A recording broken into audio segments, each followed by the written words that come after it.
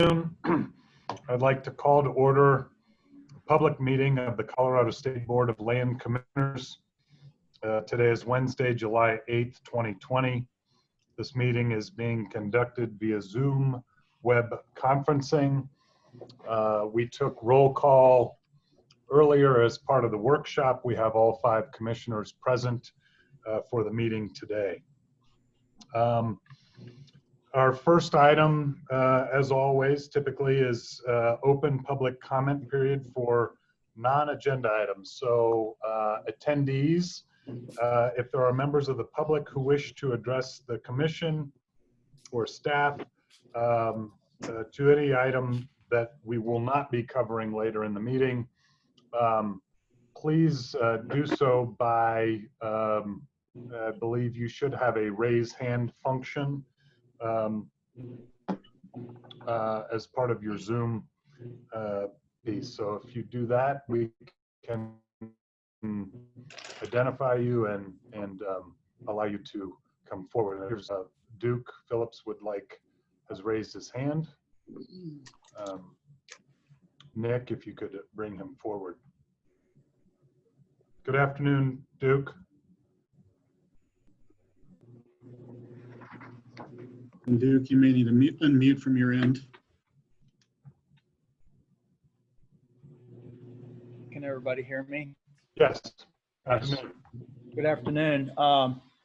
Really appreciate the opportunity to listen to all the panelists and all of you. Don't really have a whole lot to say, just that we're looking forward to talking with you guys in August. We are super interested in continuing our relationship and seeing it as an opportunity to develop or continue developing a unique model in ranching and as partners. So I don't want to take any more of your time unless I can answer any questions about today's discussion or anything else. Okay, thank you. For the record, Duke Phillips. Commissioners, any questions or comments at this time for Duke? Duke, I just thank you for listening in earlier, and we certainly look forward to hearing from you next month. Great. All right. Well, y'all have a great rest of your meeting. All right. Thank you. You bet. I don't see any other hands, so we'll move on to announcements. Director Ryan? Any announcements? I don't have any announcements that aren't covered in the staff report, and we'll get to that in a little bit. Okay. Anything from commissioners of interest or of note? Okay. Seeing none, moving right along. Next item is Department of Natural Resources report, and I believe we have Vanessa Mazal with us. Maybe? Yes. We do, Commissioner. Give us a second to load her up. Okay. Hi. Welcome, Vanessa. Hello, everyone. Can you hear me okay? Yep. Thank you so much, Vanessa Mazal, Policy Advisor with Department of Natural Resources. I'm sitting in on Executive Director Dan Gibbs' behalf today to provide you with some updates. And it's interesting, I just was noting that the last time I sat with you was when the day that the NBA had suspended the rest of their season, and oh my goodness, how much has changed. Yes. So it's great to be with you, and I appreciate the opportunity, Director Ryan and commissioners. First, I'll set off with an update on the COVID scenario. As of today, there have been 34,664 confirmed cases out of 362,145 tests. And of those, 5,741 hospitalizations and 1,696 very unfortunate deaths. There has been an uptick in the 7-day average. We're at about 288 as of yesterday, which is about twice as much as it was at the low point in mid-June. So definitely working to try and get things under control. and get communities, in particular those that have some outbreak, to enforce mask wearing and social distancing guidelines. Fortunately, we've only had a handful of cases within our department, and those none of which have led to community spread as far as we're aware. DNR staff continues to work remotely as much as possible, and we've been directed to do this at least a per day, and we'll keep an eye on conditions. Next, I think it would be good to give you an update on DNR funding and our financial outlook. We're currently working on the fiscal year 22 budget proposal, and we anticipate having to make another round of reductions on that, so stay tuned. The June 2020 Legislative Council staff forecast showed a slight improvement in severance tax revenue as compared to the previous one, but not enough to alleviate kind of our significant ongoing concerns about the status of the fund over the next few years. And so as a result, we've put restrictions in place both for our core programs and grant programs through at least the first quarter of the fiscal year. And again, we'll adjust as we need to. In addition, we also have sort of a soft hiring freeze in place for new positions that aren't of critical function. Next item, I'd love to provide you with finally finalized DNR's performance plan and wildly important goals, or WIGs. Executive Director Gibbs and Governor Polis rather agreed on 3 WIGs for the upcoming year for DNR. The first one is to track and prioritize statewide water project needs.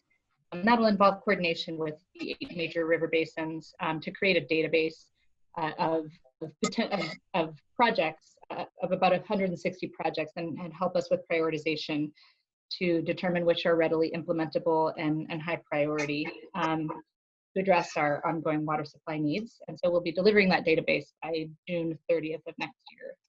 The second WIG is balancing outdoor recreation and conservation. And if that sounds lofty, it is.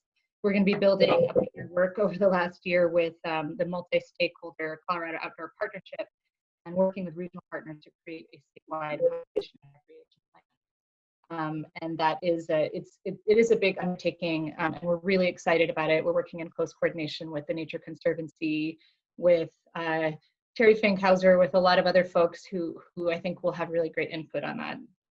And again, kind of working through some existing regional partnerships and then creating some new ones where they need to be developed. And that WIG also includes adding 200,000 acres to the State Land Board's public access program. So tee that up for you now.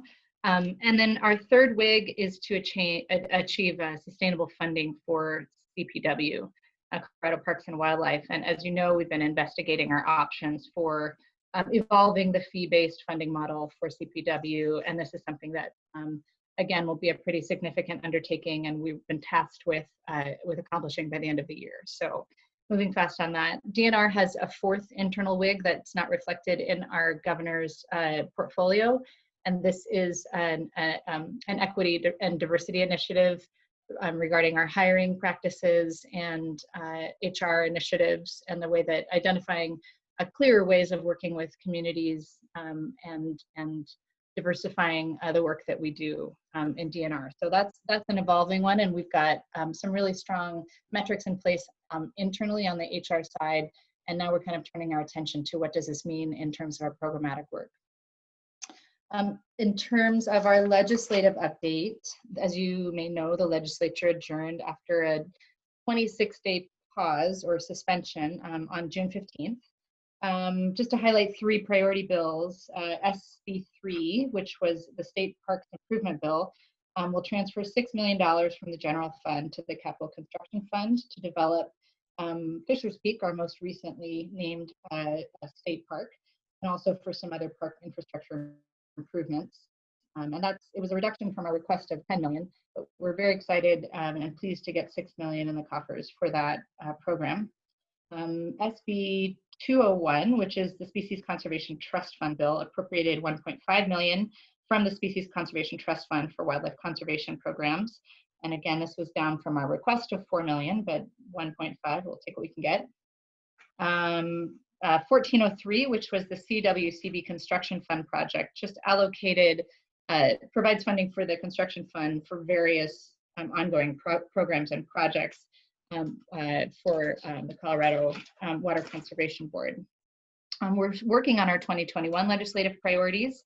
They'll definitely include the proposal from the State Land Board to optimize the permanent fund. Our next steps for that are meeting with OSPB and the governor's policy and legal teams just to determine if we're allowed to run the bill. And we'll have more information for you about that in the fall. We're also looking at a bill tied to the permanent funding for Parks and Wildlife, also funding for search and rescue, and setting the Forest Health Advisory Council, among some other potential priorities. So I think by August, we'll have a clearer picture of what that agenda will look like. Let's see. I wanted to update you on the COGCC mission change rulemakings. As you may know, the interim commission concluded in June, and a new professional commission was appointed and announced a couple of weeks ago, and began its work on July 1 to implement the SB 181 rulemaking and policy development, and also expanding stakeholder coordination. As part of that, Julie Murphy, the deputy director, replaced Jeff Robbins as COGCC director, and Jeff stepped onto the board. So some changes there. Also, the rulemaking schedule was shifted a little bit. We've now got the 800, 900, and 1200 series rule hearing, which was the draft rules were published on June 16th, I believe. And we've shifted the hearing schedule to late September and October. Originally, it had been scheduled about a month earlier. I think that's all that's on my list, and I'm happy to take questions if you have any, and I'll do my best to either field them or answer them if I've got answers. Oh, actually, a couple of other things that I didn't write down, but that I wanted to update for you. And I don't know if Corey's still on the phone, but he and I have been quite involved in the decision by the Division of Reclamation and Mine Safety to issue essentially a stop order, a cessation order to the West Elk mine in the North Fork Valley. They had made the determination that that they had the authority to construct roads in a roadless area. This is part of a very complex decision that's tied to the Colorado roadless rule, but the 10th District Court, the District Court of Colorado issued an emergency ruling, that emergency minute rule, that the North Fork exception, which had allowed for coal mining to continue in the North Fork Valley, within roadless areas in the North Fork Valley, that would be invalidated. And so once the district court's decision was made, DRMS issued a cessation order. It's quite a high-profile deal. It'll be in front of the MLRB. Decision to come from the district court, and for the MLRB, a bit of a holding pattern until then, but it's quite a big deal, and so you may see some of that. And another topic, just for your knowledge, because I know that the State Land Board has been involved in the past with the Zephyr Minerals, a gold mining company, which had applied for a permit to conduct discovery activities, or at least to conduct discovery activities on state land trust lands. I think it was a couple of years ago. That company has applied for an expansion onto BLM lands within a wilderness study area. And this is it's of some concern, certainly to some community members. Also, it's something that the governor's taking a look at. I just wanted to note it for you because it is an expansion of some existing operations that back to some of the work that you're involved in and that you do. But again, a rather high profile topic. It would be an unprecedented, even though there aren't concerns about the activities per se, it would be fairly unprecedented as far as we know, to conduct industrial discovery activities within a WSA. So those if you have any. Thank you, Vanessa. Any questions for Vanessa?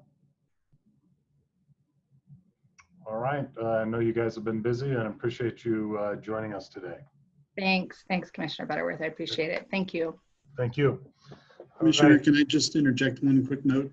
No, just kidding.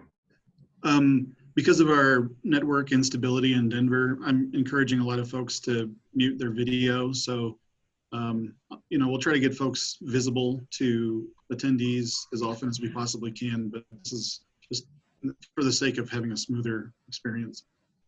And I also wanted to ask, we've got an attendee who's joining us by phone from a 970 number. And I wanted to ask if that caller could identify themselves so we can make sure we know who you are. Yes, this is Dustin Frank. Okay, great. Thanks, Mr. Frank. Okay. Thanks, Commissioner. That's what I had. Yep. Thank you, Nick. Next item, we have an item request for review. Item 1A, Ag Lease 109100. And I believe Wilbur will introduce the item.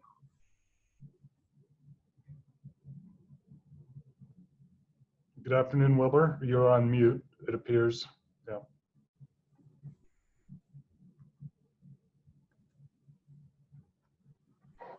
Hear me now? Yep. And can you see my presentation? I can, yes. Okay. So for the record, this is Wilbur Strickert, Northeast District Manager of the Colorado State Land Board. I'm here to tell you about the lease cancellation of AG 109-100. The cover sheet included in your board packet included a description of the lease and all the details. Today we have two interrelated topics pertaining to AG 109-100. Both topics affect each other, so it is a bit cart and horse which one we discuss first and which one we discuss second. Similarly, your vote on the second topic would affect the first topic. It is important that you wait until we've heard both topics to make a final decision on the vote. To summarize, we'll first hear from Frank Cattle Company on a request for review of assignment. We wanted to give the Franks an opportunity to talk first because they submitted a request for review of the assignment. Again, please hold your decision making until questions until the end of the prepared remarks. And I will provide a background for the assignment and cancellation, make staff recommendations, and address any questions. So the lease is located in the Northeast District in Logan County, kind of right up where the arrow is pointing. And a little closer view, Fleming is located just to the south of this lease, kind of to the southwest a little bit.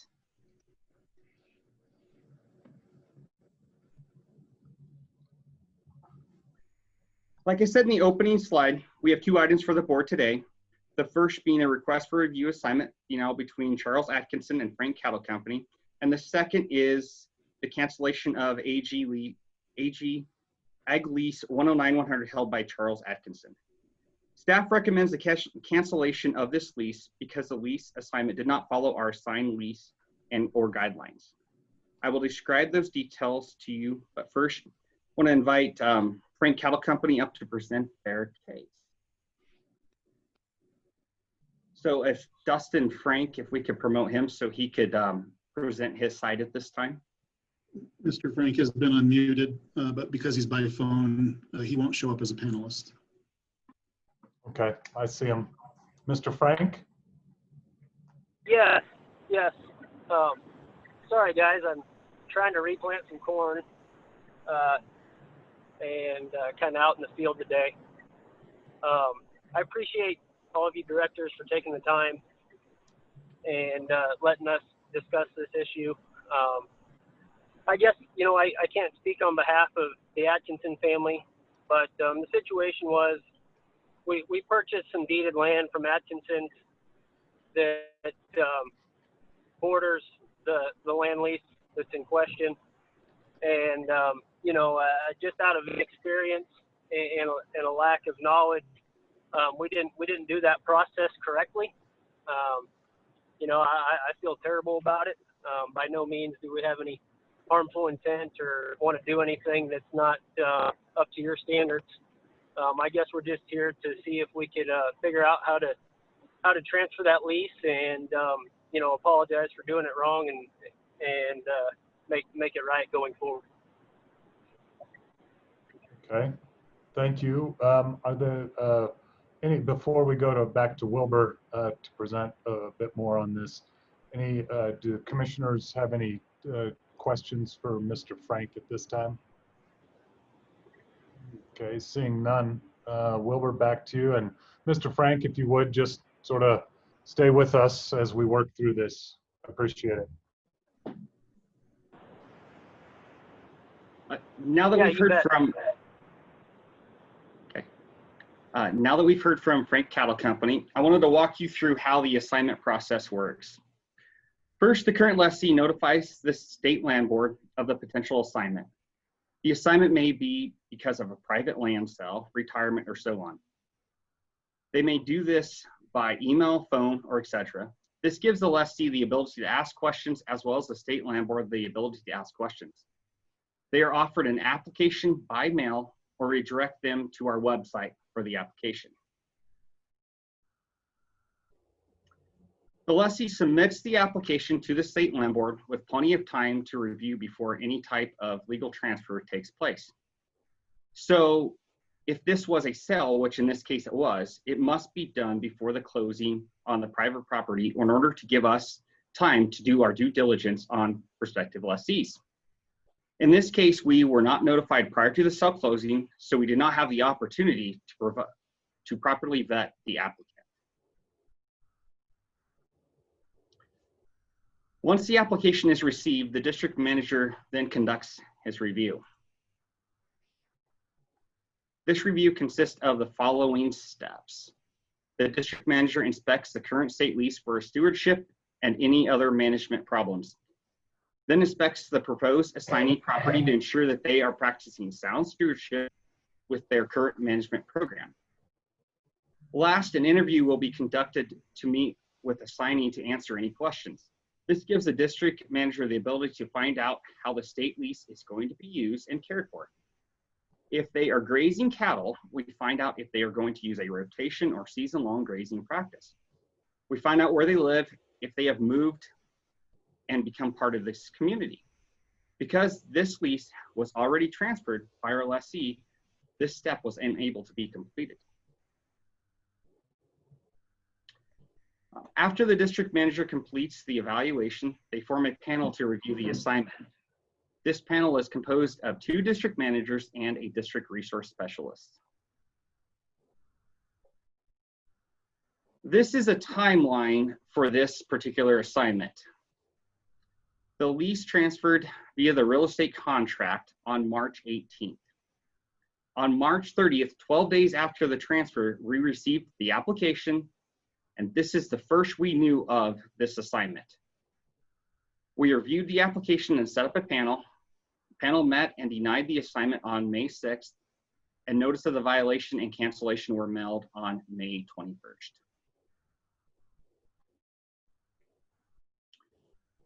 The panel followed the guidelines for agriculture lease assignments that you received in your packets. These guidelines are available to all applicants as part of our agriculture assignment application packet on our website or through our district office. The second item on the guideline for agriculture lease assignment is clearly states an assignment application to transfer the lease without prior authorization. In this case, the panel found that they had transferred the lease before approval by the board. This made it clear that the panel had no choice but to deny the assignment. The last step is to notify the lessee and potential assignee of the panel's decision. Just to summarize that the process was not followed, here's a table that we put together. And does the board have any questions on the assignment before we move into the lease cancellation portion? Anyone have questions? I don't see any. Go ahead. So since we don't have any questions, we'll move into the final action item of the lease cancellation. The second item the board needs to consider is a lease cancellation. During our evaluation of the assignment application, we noticed many violations of our lease stipulations had taken place during the transfer process. As shown in 26C, our lease clearly states that written approval from the board must be received prior to transfer of the lease. This is a very important part of our process. Our lands have tremendous value, and without the ability to properly vet our prospective lessees, we have no way to ensure that the stewardship of our lands continues to improve, which will help to ensure that our lands continue to increase in value. I wanted to remind everybody that the attempted transfer of this lease happened 2 weeks prior to receiving the application, as you can see here on the timeline.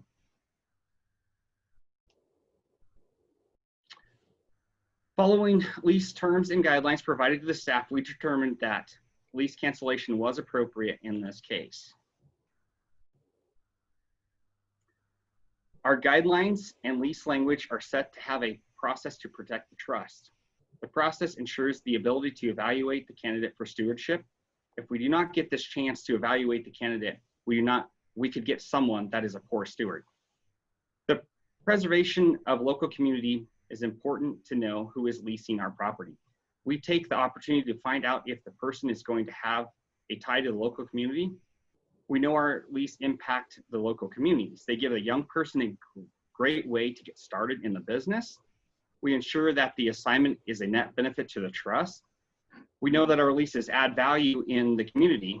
When a lease is transferred through an assignment, the landlord receives 50% of the value of the sale of the state lands, or 50% of a year's lease, whichever is greater of those two. This application was very unclear if they paid for the lease or not.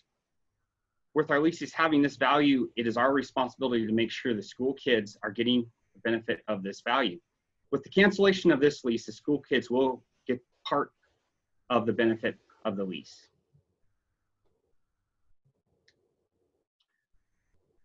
This lease would be considered vacant and would be put out for a new lease through our standard competitive bid leasing process. This lease would be available for Frank Cattle Company to bid on at this point. This may be a better option for them because this would be a new 10-year lease instead of the 4 years that is left on the current lease. In summary, staff recommends that you vote in favor of the lease cancellation. And I welcome any questions that you guys may have. All right, thank you, Wilbur. Commissioners, do you have any questions or comments, perspective?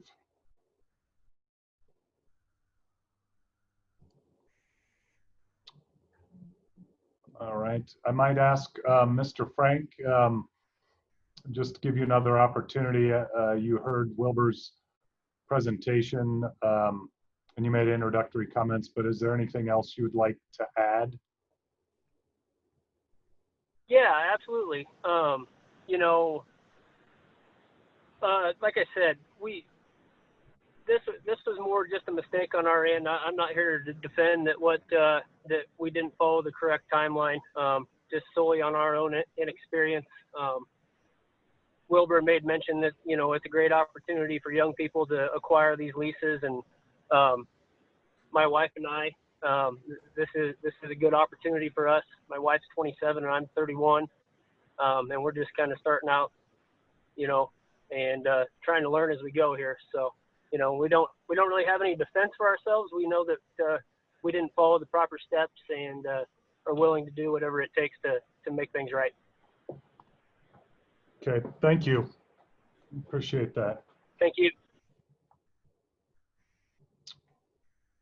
All right. Are there any other members of the public or attendees who wish to make comment on this item? So raise your hand and we'll get you. Seeing none. Any comments from our commissioners or certainly willing to entertain a motion? I guess, yeah, I might add my own comments is, you know, that this is simply an unfortunate circumstance, but I think our policy is pretty clear, and our lease is pretty clear about sort of how this happens. And having been around a while, I know that we've been very clear about how leases are assigned, and I know that some have in the public have challenged that, but I think the policy is sound and the process is sound, and simply unfortunate. So I'm inclined to approve the staff recommendation. Commissioner Shaw, it appears to me that the seller is the person that did not follow the guidelines, and the purchaser is now stuck with the consequences of that. Yeah. Is there not an opportunity to, other than just to do a competitive bid with the seller?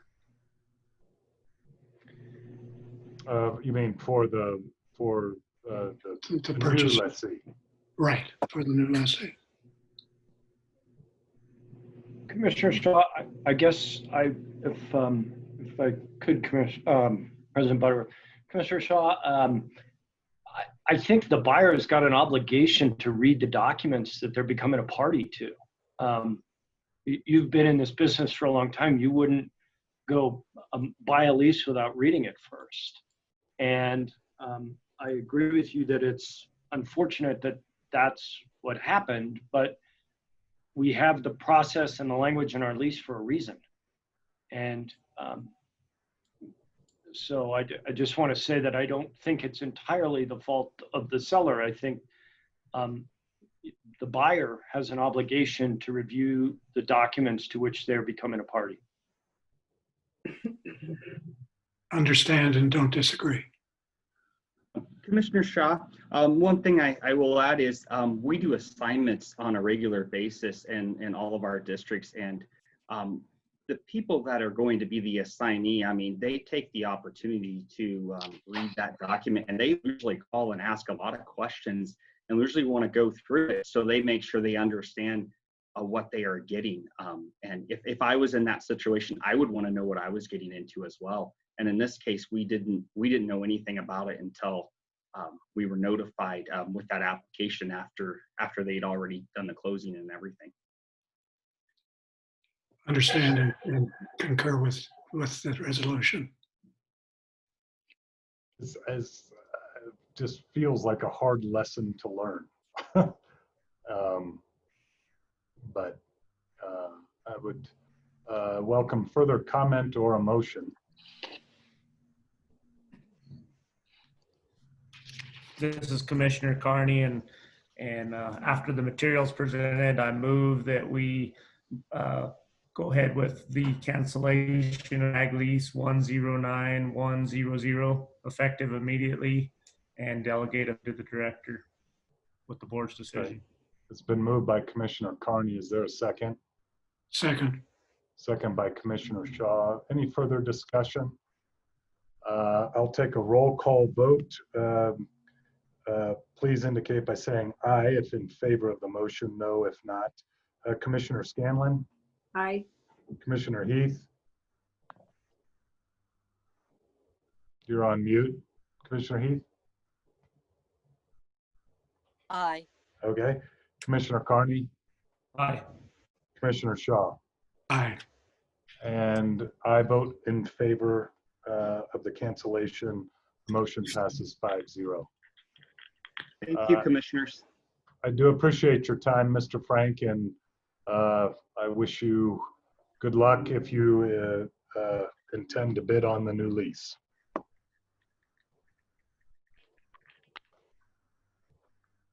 All right, moving on. Item into final action items 2B, Mount Pleasant School Site District Direct Exchange, pardon me. Tab 3, and I believe Matt LaFontaine will present.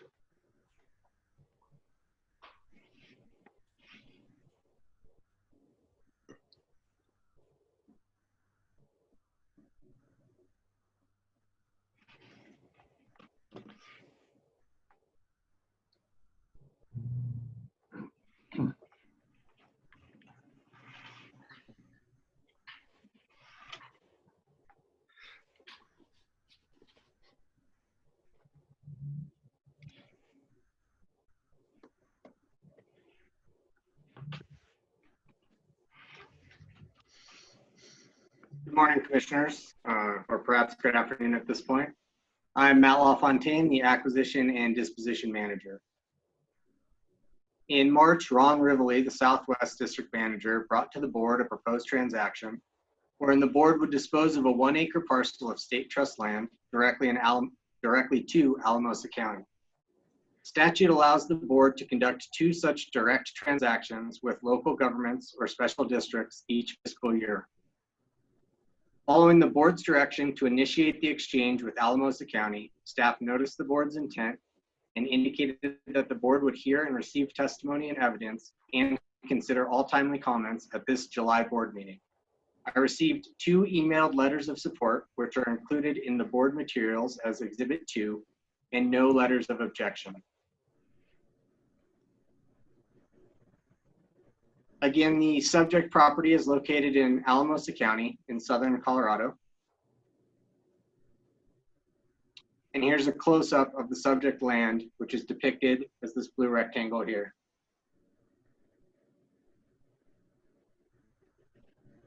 I am not particularly aware of any public here today to provide new commentary beyond the emailed letters I received.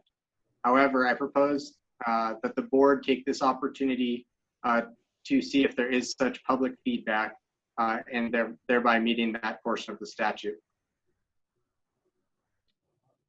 Is there anyone, any of our attendees who wish to make comment on this item?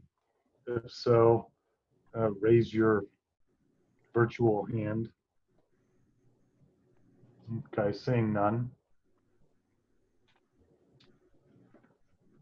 Very well, then at this time, staff recommends that the board finalize its approval of the direct exchange and further recommends the board reaffirm the fiscal order, the fiscal impact per the draft board order. Thank you, Commissioners. Thank you, Matt. Any questions for Matt? Seeing none, I would entertain a motion.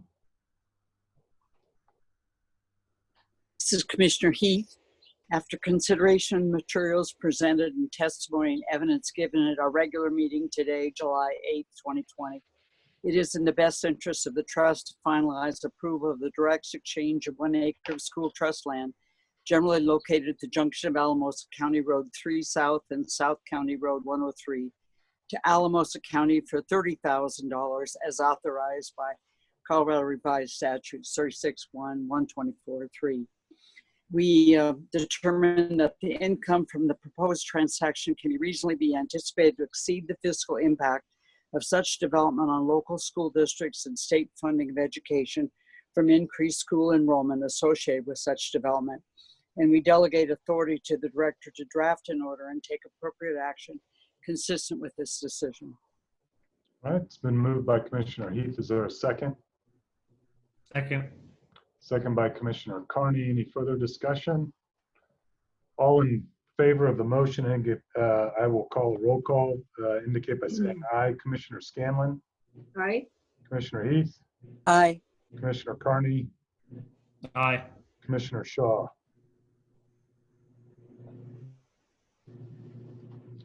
Was that an aye, Commissioner Shaw?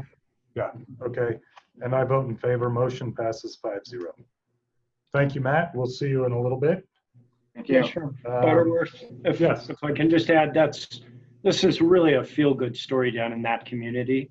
And while there weren't a lot of letters of support attached to the package, I know from Matt's work with the Alamosa County Commissioners and some of the locals down there that sponsored this, that this is a wonderful thing in their community. And so I just want to say thank you to the commissioners, and we'll forward you on the good press that I know is coming from this.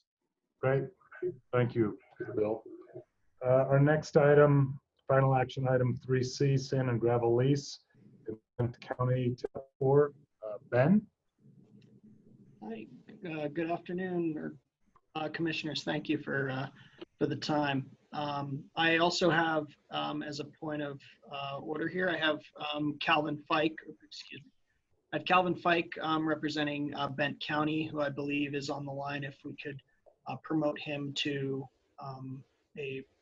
whatever we promote him to, so he may speak at the appropriate time, that would be great.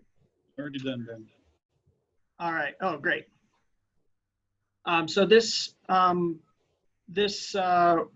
board order will be related to a proposed sand and gravel lease to Bent County. This lease is located in the northeast portion of Bent County, and it'll be a 160-acre lease. It's located on the Timberlake Ranch or Timberlake property. And as you can see, the red star is sort of on the middle right, just north of Los Animas is where the lease would be located. This lease would be consistent with the Timberlake management plan, which you're going to hear about, I believe, in a few minutes, which includes a goal of promoting sand and gravel mining on the ranch property. If we zoom in, this would be a quarter section, a lease on a quarter section, just to the, let's say it would be the east of County Road 10. And you can see in this lease area, this is, or you can imagine that this is a reasonably flat area, but there is sort of a ridge line that runs approximately where the purple dash line is. And in this ridge line, there's sort of a limestone layer that Bent County sought an exploration permit from us earlier this year, dug some test holes and determined that this limestone would be appropriate for maintaining their county roads.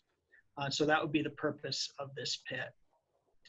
If you kind of look at this area that I've highlighted in with the red circle, it's a little bit difficult to see, but there's an area that near the road that it appears this has been mined at some point in the seems like distant past and not reclaimed especially well. And so one of the things that we're hoping with this particular lease is that by leasing it, we can also have Bent County help us on the reclamation when they're finished. Standing on that red, right about that red circle, we're looking north up County Road 10. And you can see where I'm standing, you can see some of that area that was kind of dug up in the past and not necessarily reclaimed especially well. This would be probably the area that Bent County would begin their operations. Another view, this is standing in approximately the same location, looking more or less due east. And you can see kind of the pebbles on the ground, the sort of white pebbles. Those are the kind of the target of this particular, would be the target of this particular pit for the road improvements. This is a relatively small lease. In fact, it's a very small lease. Rent for the entire 160 would be $480 a year. We'd have a royalty of 86 cents per cubic yard. This is equivalent to sort of a low quality borrow pit for the Colorado Department of Local Affairs sort of market rates. Some commissioners may have recalled that in some of my previous presentations, we've often done royalties in per ton. And the reason we're doing it in per cubic yard this time is because the county is unlikely to have a scale in this location. So it'll be difficult to do things by ton, but we do know how much it takes to fill a dump truck. And so it's much easier to count cubic yards in this particular case. And we do an advanced minimum royalty on this property of about $500 a year. That means if this area sits unmined or mined very little, we're receiving a revenue of just under $1,000 a year. We would anticipate in at least some years when there's a lot of need for road improvement material that that would be a higher value. We consulted Colorado Parks and Wildlife on this proposal. They recommended 3 surveys based on species of concern in this area. A survey for raptor nests in the area, a survey for swift fox dens, and a survey for burrowing owls. If any of these are found during the timings that CPW specified, then they would, their lessee would adhere to timing restrictions so as not to disturb swift fox dens, burrowing owl nests, and appropriate raptor timings as well, depending on the species. This lease, although for 160 acres, would have a disturbance at any given time of 30 acres or less. So as part of doing this lease, we would remove 30 acres from the grazing lease 110583, which is held by lessee Mike Spady. Mr. Spady has provided a letter to us after engaging with our regional manager, supporting the lease and that acreage reduction from his lease. This area is part of the public access program. We consulted with the rec manager, Abe, and he has said that up to, he would consider removing 160 acres or possibly less, depending on the details of this lease and what the actual ground expression looks like. But we consider that in the calculation here. This means that if we remove the 30 acres and the 160 acres, that means that we're going to lose about $380 in revenue from those leases. If you kind of do the math, then we'd be gaining $621 per year minimum by approving this lease and using this area for sand and gravel. As a reminder, this is the process for mining permitting is still in effect for the county. They're currently at the green box right now where we're presenting to the board and seeking public comment. They'll need to go through all the same permitting activities, including with DRMS and CDPHE and all the other appropriate organizations and state and whoever else and county organizations that govern the activity. That includes presenting sort of to themselves at their own county meetings for a conditional use permit.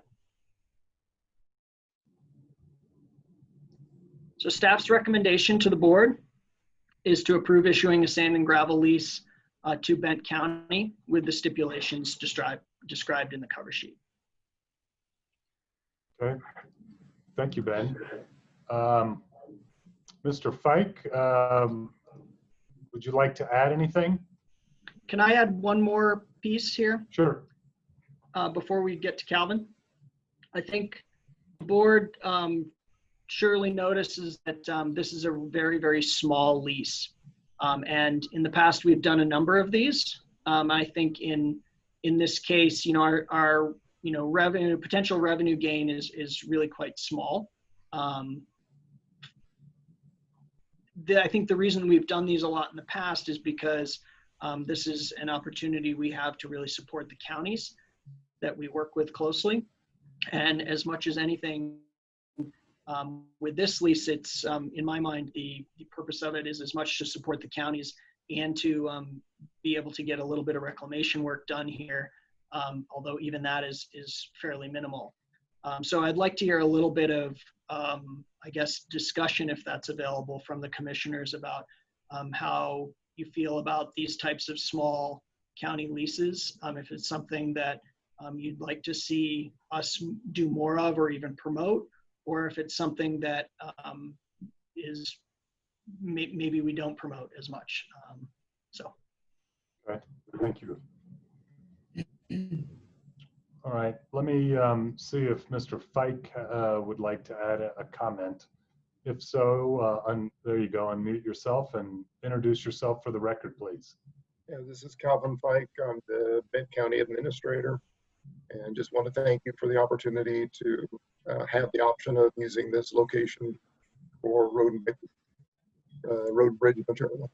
Don't really have anything further to add other than the previous mining activity was done in the early 70s and earlier. Our current road and bridge supervisor, who's near retirement age, was involved with some of the initial hauling that was done at that time, and that.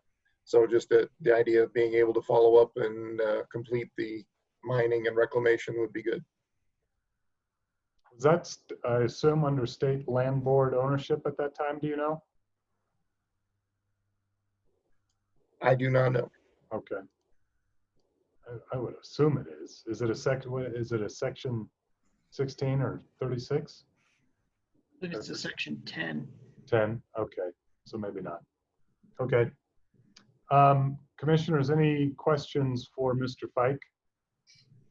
And I see Mr. Okus has a comment or question. Well, I was just going to clarify. Remember, it probably was in state land board hands. This is a lot of land that we got in lieu in the 30s. Oh, right. And so the fact that it's not a 16 or a 36 may not be indicative of anything. Would we not have record of a lease? You know, it's a long time ago. There's certainly a possibility that a lessee told the county they could do something without speaking with the land board. I don't. Okay. Stuff like this tends to happen, Yeah. or used to tend to happen.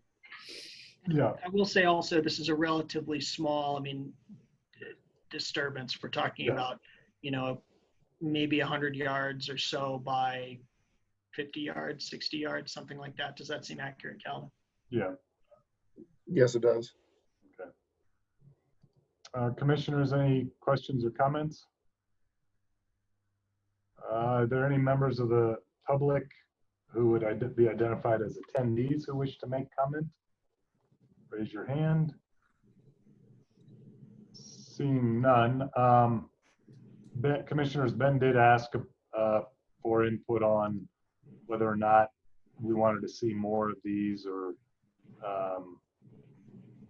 not. If you have a thought or comment to share with him, now would be the time. This is Commissioner Shaw, and I just think it's being a good neighbor. So I'm very much in favor of continuing it. Thank you.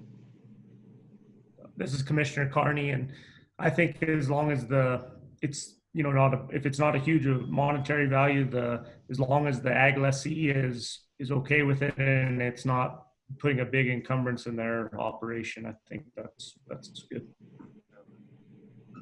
Great. I see nodding heads, so I think I appreciate that feedback a lot because I think it guides a lot of how we think about these types of leases going forward, and I'll go ahead and continue with that mentality, which I think we've had in the past, which is just the right thing to do for our counties, and so we'll continue to do that. Agreed. Thank you, Ben. I would entertain a motion to approve sand and gravel lease 113327 per the terms in our draft board order. So moved. Okay, moved by Commissioner Carney, seconded by Commissioner Scanlon. A roll call vote. Commissioner Scanlon? Aye. Commissioner Heath? Aye. Commissioner Carney? Aye. Commissioner Shaw? Aye. And I vote in favor. Motion passes 5-0. Thank you, Ben. Thank you. Our next item is the July board leasing agenda, tab 5. Is Alicia with us? Yep. Welcome. I am. Welcome to you too. For the record, Alicia Hawthorne with the Transactions and Record Services team. This is the July 2020 board leasing agenda. We have 11 items. One is an amendment for a commercial lease, and then we have two leases that have received bids. One's an agriculture lease and the other is a recreation lease. And then we have 8 new leases, one being an agriculture lease, one is a road access permit, 5 recreation leases, and 1 solar production lease. And I'll be glad to answer any questions that you may have. And if not, I've got others on the phone that can help too. Okay. Thank you, Alicia. Any questions? All right. Are there any members, any attendees who wish to make additional comment or comment? Raise your hand. Seeing none, I would entertain a motion to approve the July 2020 board leasing agenda as presented in our draft board order. So move. It's been moved by Commissioner Shaw. Is there a second? Second. Second by Commissioner Heath. All those in favor indicate by saying aye. Commissioner Scanlon. Aye. Commissioner Heath. Aye. Commissioner Carney. Aye. Commissioner Shaw. Aye. And I vote in favor. Motion passes 5-0. Thank you, Alicia. Thank you, commissioners. Appreciate it. Any amendments or additions to the minutes from June? Anything noted? Very thorough. We'll accept them by acclamation. And if y'all are okay, we'll move into information items. Okay, and we want to make sure that that Commissioner Shaw is available for at least 2 of these items. We might be able to get through them all, but it's been requested that we start with information item 3B, non-simultaneous exchange fund balance and investment report, and then we will take the Senate Bill 2014-18 discussion after that, and then pick up Timberlake and the staff report to conclude the meeting.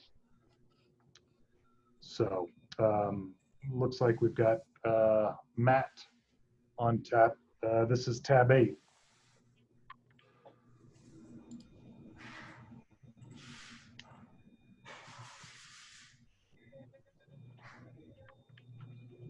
Hello again, Commissioners. Matt LaFontaine, Acquisition and Disposition Manager.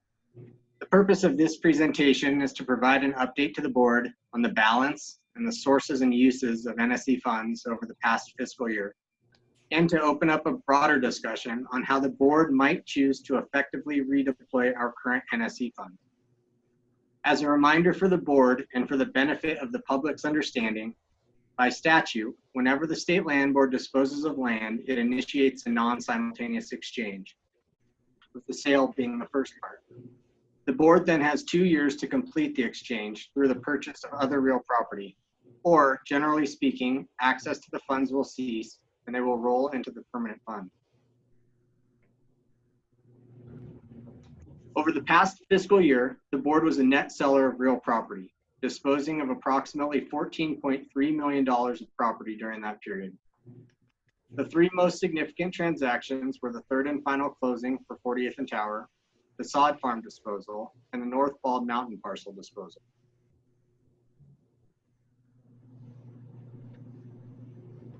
These new proceeds, after taking into account the board's acquisitions in the past year, have increased our NSE balance of available redeployable funds to $28.5 million.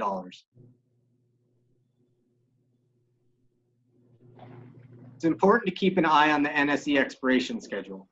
The next significant expiration is March 2021, when approximately $5.3 million will move to the permanent fund, if not otherwise used by the board to purchase real property. However, right on the heels of that is a May 2021 expiration of approximately $8.8 million. You'll also see 2 notable expirations in the first half of 2022, and those are the combined effect of the 3 transactions we just discussed on the previous slide. The weighted average expiration of this schedule is about 15 months away from today. Okay, so we've talked about what the board has disposed of, but not yet what we have acquired.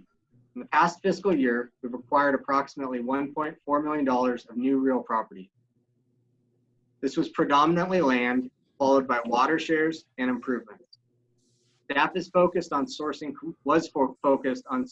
commercial acquisitions, specifically stabilized office product, but did not close on any such acquisitions during the period. Before I proceed, are there any comments or questions on our sources or uses of NSE funds over the past fiscal year?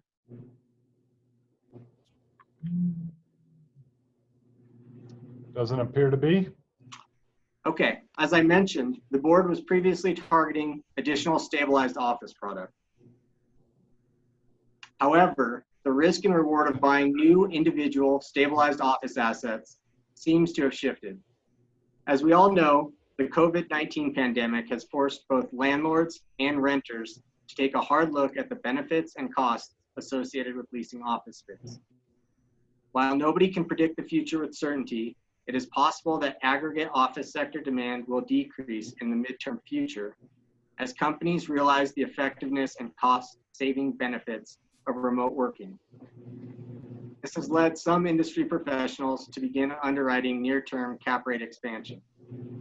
Coupled with the economic drag of this COVID-forced recession that we're probably in, this will likely lead to subdued price appreciation in the office sector in the midterm. But even aside from this, it's Commissioner Shaw. Just to share with you, between March 1st and June 31st, 560,000 square feet of Class A space was leased in downtown Denver. Thank you, Commissioner. That could be an aberration, but it's an interesting benchmark.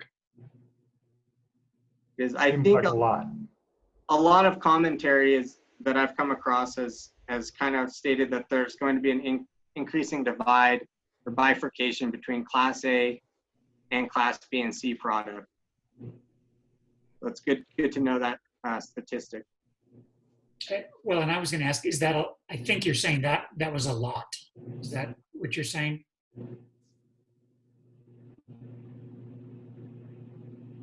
You're on mute. Yeah, what? Say that again, Greg.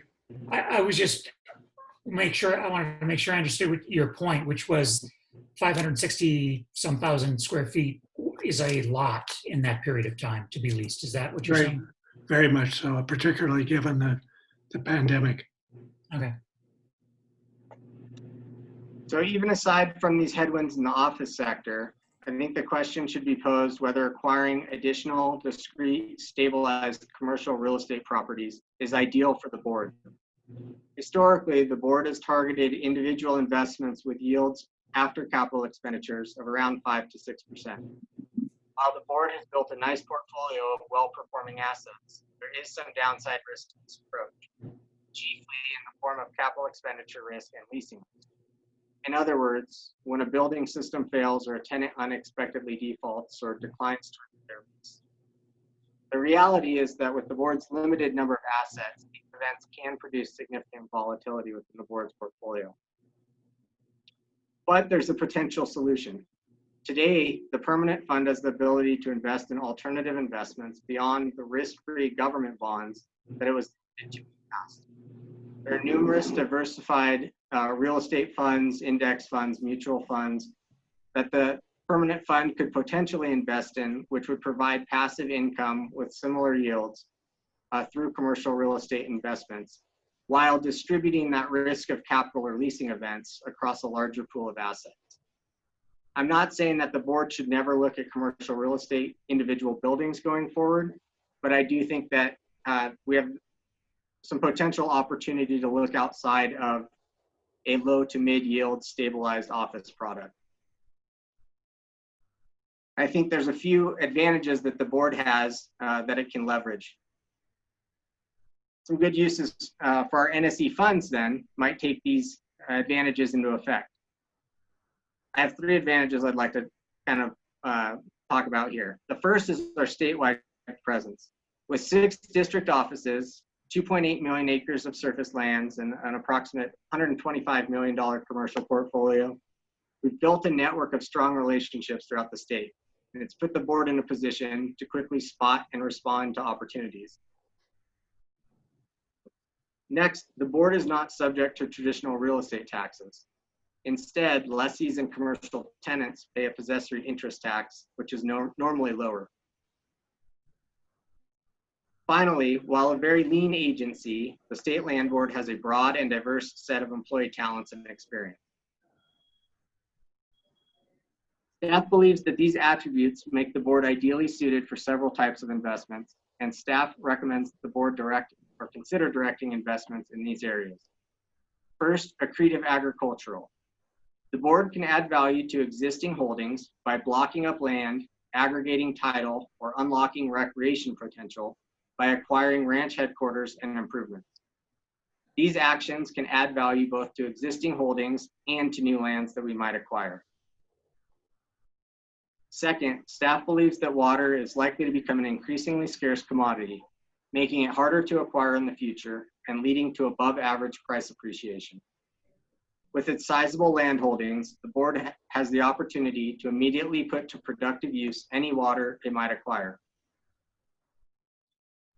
Next, the board's has an extremely long investment horizon, so that makes it well suited to realize long-term pricing appreciation of lands due to annexation or adjacent development or redevelopment. The land can seek covered land plays or land banking that also provides a small interim income. Examples of these might be parking lots, RV or other storage facilities, or investments in ground leased lands. Finally, as I mentioned, the board's real estate holdings are not subject to traditional ad valorem taxes. Additionally, the board does not use debt on its real estate. These two facts uniquely position the board to acquire partially or fully vacant buildings and to assume lease-up risk of re-tenanting while having a very low carrying cost relative to other market participants.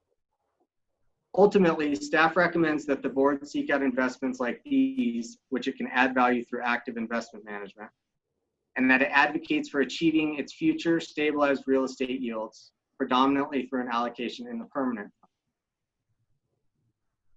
At this time, I'd like to solicit board feedback and guidance, and specifically addressing some thoughts on the proposed investment ideas that I put forward, and maybe an indication of if these ideas are on the right track with the board's thinking.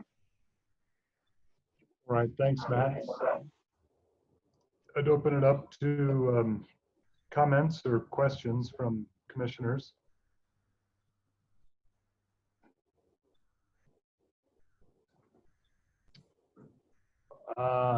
I might open, I would say this seems reasonable. You know what, I was under the, like locally, and I don't understand it,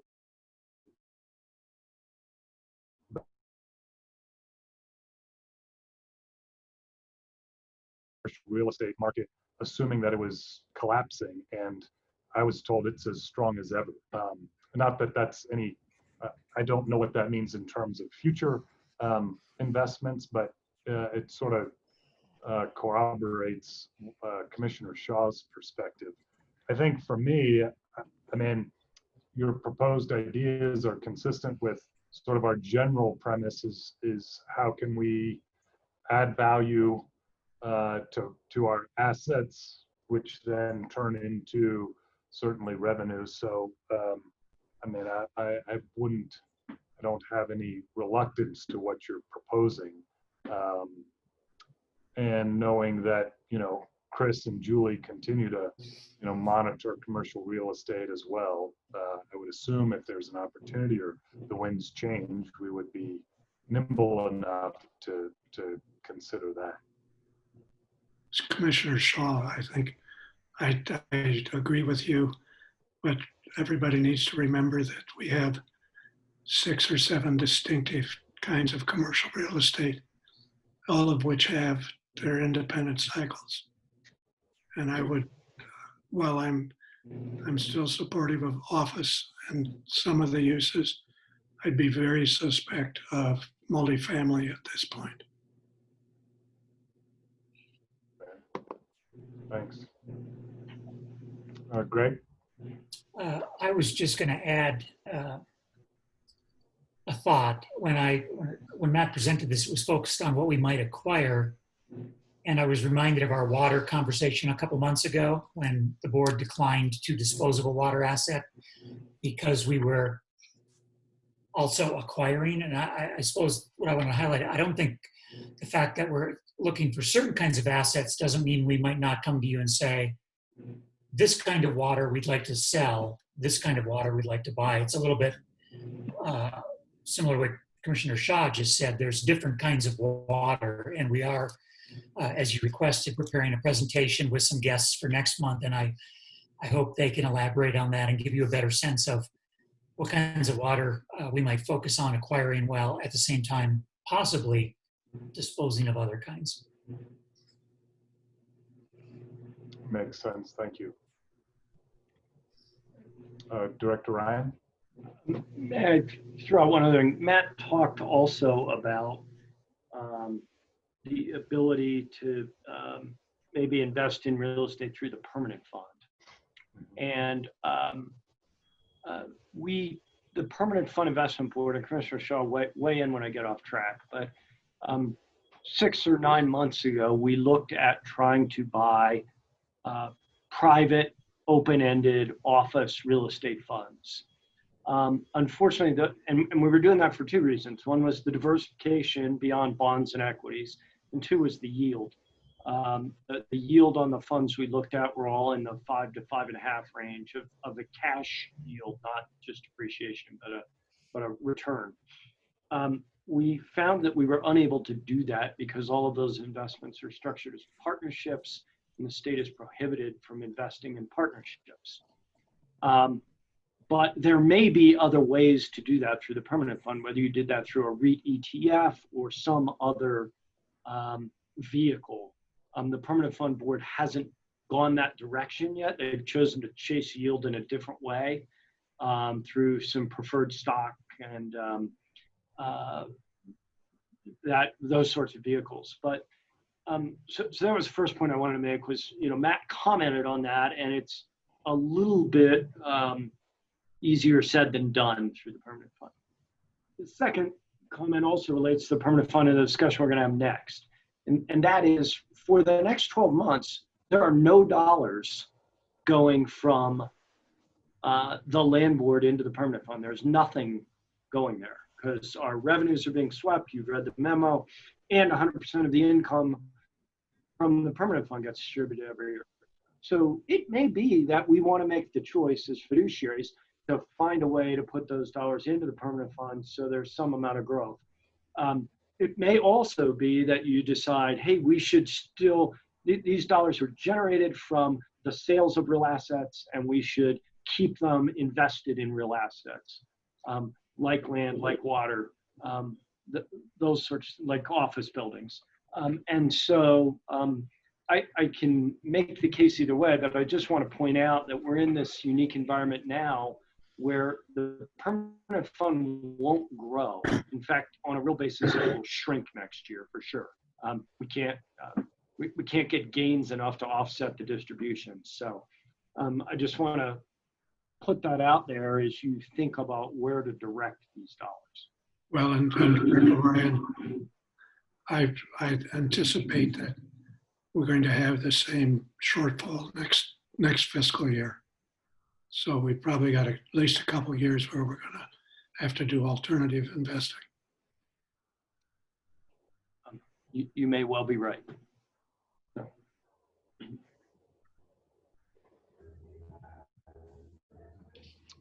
All right. Any other thoughts or comments?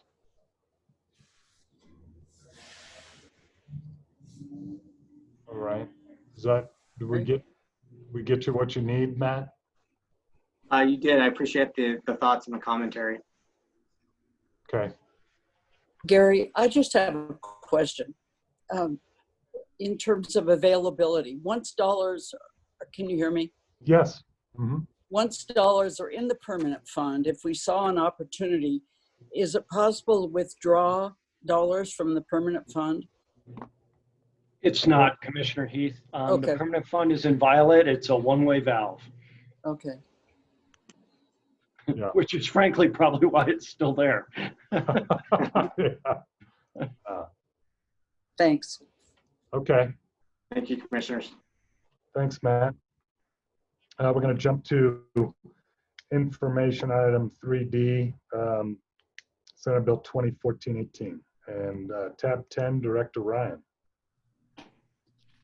I'm hoping I just shared a screen.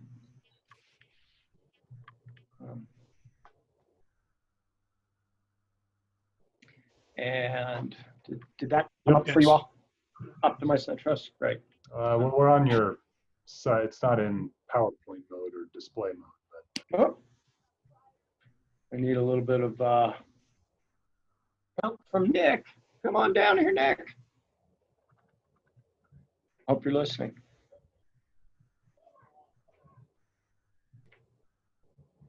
I mean, I think we can still see it. You're using Google Slides, so you can make it a full screen. All right.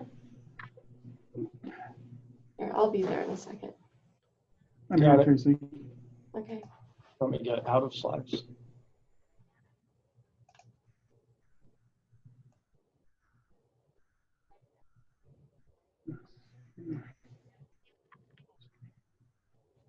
Thought I had it. That's the one. I'm not going to get for the slides. Okay, I can get out of slides and just do it as. This is fine, Bill, I think. Okay. Well, good afternoon, and for the record, this is Bill Ryan, the Director of the State Land Board.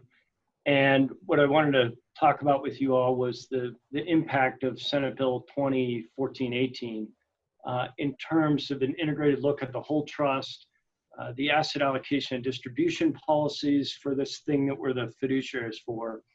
I have invited a few folks today from DNR. I also, the State Treasurer and Deputy Treasurer, and Janet Becker-Wold from Cowan Associates, who is the advisor to the permanent fund. I can't see the participants right now, but just note that we invited them. So we've discussed this problem before, and I'm not going to go into great detail, but you know, the land board has this existential problem, and it's that the trust is shrinking, and we're the fiduciaries for that thing. And I've explained that it's a combination of both distribution policies and asset allocation. But in the legislative session that just ended, Senate Bill 2014-18, which was the School Finance Act, compounded the problem. It just got worse for us. And the net impact is that now 100% of our operating revenue gets distributed every year, and nothing is reinvested. Now, I'm going to try and take the glass half full approach here and tell you, we already know what the solution is.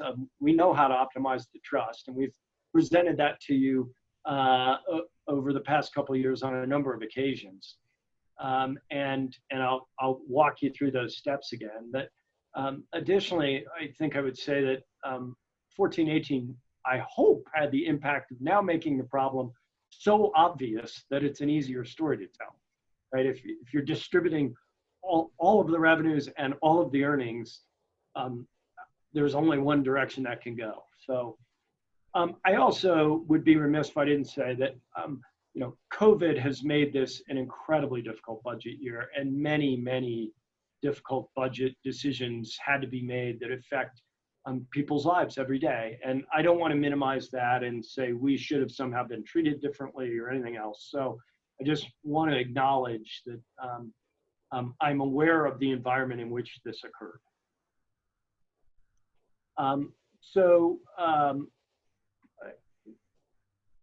With staff listening in, it wouldn't be a meeting with the director if I didn't mention our mission and our strategic plan. So I had to put the slide in.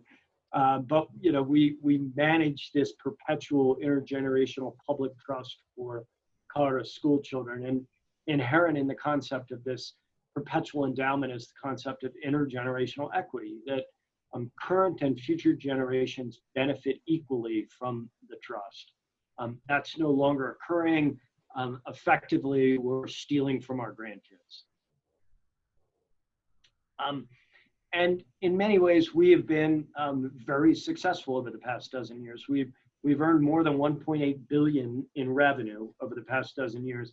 I use the dozen-year period because 2008 was the year in which BEST passed, and we first began making distributions to BEST. But remember also that for better or worse, the majority of our success has come from non-recurring revenues, from oil and gas. If you're doing the math on this slide, what you calculated is that less than 30% of our revenues over the last dozen years stayed inside the trust, and that 70% was distributed. So again, this concept that we're selling assets, which are the oil and gas royalties, and then we're distributing those dollars rather than keeping them inside the trust. Here's a diagram of the statutory distribution policy now effective with 1418. And what you're going to see is that nothing goes into the blue oval down here at the bottom anymore, the Public School Permanent Fund. What used to happen was that once this 50% on the right side flowed through our operations, the balance of that went down and into the Public School Permanent Fund. So there was at least some amount of a deposit getting made. Now that's being captured here and going straight over to School Finance Act. You know, you've all seen this diagram before. This is the pictograph of what that change means.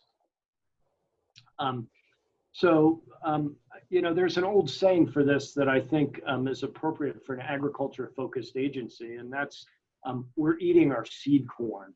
I had heard that phrase before, and I looked it up, and the definition that came up was a desperate action which creates a disastrous situation in the long run, done in order to provide some temporary relief. Josie and Gary, you both know from your years of being trustees of endowments that no endowment can survive with a distribution policy like that. I also want to note that this isn't the first time that the legislature has implemented this concept of what we call the sweep. That is distributing 100% of the operating revenue. During the great financial crisis of 2009, the legislature also changed statute to do exactly this. And it was supposed to be a temporary solution. In fact, it took 5 years to get that undone. And during the course of those 5 years, it resulted in 170 million going to the School Finance Act rather than what would have remained within the endowment and gone to the permanent fund. And just at the historic returns of the permanent fund, that 170 million would have thrown off more than 60 million in this interim period. You know, this minor change, if we don't pay a lot of attention to it, can stay in place for a long time and have quite an impact. I also want to tell you that BEST was also severely impacted by 1418 in multiple ways. First, they had a grant fund that had, I think, $130 million in it that was getting ready to be granted out for smaller projects for schools, life safety, roof, all of those sorts of things that they make dollar for dollar grants, not leveraged grants. And 100 million of that fund was diverted to go toward the public school fund. So basically taken from what would have been capital budgets to operating budgets. Second, you may recall that a couple of years ago, statute was changed so that BEST would receive 100% of the marijuana excise taxes. And in 1418, that was now capped at $40 million to go to BEST, with the balance to go to school finance. Last year, I think BEST got about 75 million from marijuana excise taxes. So that significantly impacted their revenue flows for the coming year. And then One other impact on BEST was they issue COPs or bonds to finance schools, and the amount of COPs that they can issue is capped by a formula that caps the amount of debt service that can be paid on those bonds. That cap actually increased from 110 million to 125 million this year. So I think the idea was that perhaps they'd have the ability to issue more bonds if they had more revenues. But I think as we look at our own forecasts and you factor in the impact of the marijuana excise tax formulas, I'm not sure where that extra revenue would come from. Some of it could be local taxes and the local share. But at the state level, it's hard to see as a practical matter how they're going to be able to do that. But I could be wrong. But I just at least wanted to highlight for you that BEST was also quite impacted here. So I've told you about the problems, and I've told you before that my family has a rule that you just can't identify the problem, you have to throw out some solutions. One of them, and you heard Vanessa mention this earlier, was that we have submitted to DNR a legislative proposal for a bill that would optimize the trust, that would change the distribution formulas and the way in which we do asset allocation. And we're hoping that going through this process will get some attention, and in particular the governor's attention. So I'm cautiously optimistic that we can be successful because the sweep of our revenues this year. But the budget's forecasted to be pretty bad in the subsequent years as well. And as we experienced in 2009, it may be hard for legislators to let go of this funding stream once they have it. But as a reminder, this was where we were trying to go with that funding stream. This is what the bill proposal says, that 100% of our revenues goes to operations and then straight into the public school fund. And then the distribution formula is a fixed percentage of a rolling average market value to permanent fund. That motivates all of us to grow the permanent fund so that distributions can increase. And so I think it's a nice alignment of interests, but it's going to take a heavy lift to get to this. And then, of course, the legislature can go distribute those dollars however they'd like. That's their choice, whether they go to BEST or School Finance Act or some other educational use. So, so that's really the model that's used by most big universities and perpetual endowments. I know I've said that to you all before, but this is not a new concept. This is nothing new that you're seeing here. You know, for some next steps, again, we're going to continue to pursue the legislation. We've updated our pamphlet about optimize the trust, and we want to share that with anyone who will listen. But I welcome your suggestions about other folks we ought to talk to or other things we ought to be trying to do here. That's really the end of my remarks. And what thoughts do you have?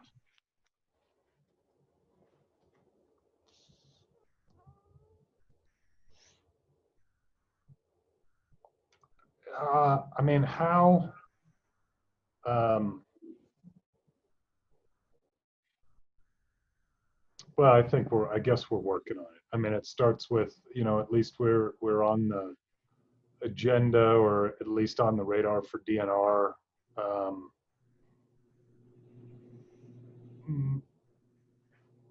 But I guess it seems to me it's, you know, ultimately, I mean, I don't know who has the, I mean, do we even have an audience with the treasurer to like, in terms of an open mind, or is the treasurer's office like, we don't believe in endowment, we don't even, this isn't a priority, we've got bigger issues? I don't know, you know. I certainly wouldn't say that about the Treasury. He understands fully that this is endowment and needs to be invested. Where I think we could do things differently, we're to invest it more from a growth perspective rather than just the safety of bond funds and that sort of stuff. We're beginning to take some steps in that direction, but I think there are some more things that can be done to diversify the investment structure of the endowment much more quickly than what's occurred. Commissioner Shaw, I see you leaning forward. Do you want to weigh in on that? Yeah, I think the board of the fund gets the urgency which we've got. So it really is just making headway with the state treasurer. And we're going to certainly give that a run over the next few months. Commissioners, I should. And then, I mean, I actually, as I think about this, it's bifurcated. You have the treasurer who determines how aggressively or how we diversify that portfolio. The other piece is then the distribution model, which is what DNR is helping. Hopefully we'll get some traction there and some support, broad support. I don't know, like the audience, how do we build support for this? And, you know, I thought about the idea of, you know, having a workshop item and inviting stakeholders to sort of hear this out so that we could try to make it easy for a broad audience to come and understand, you know, what we're presenting and why. And that's what I got.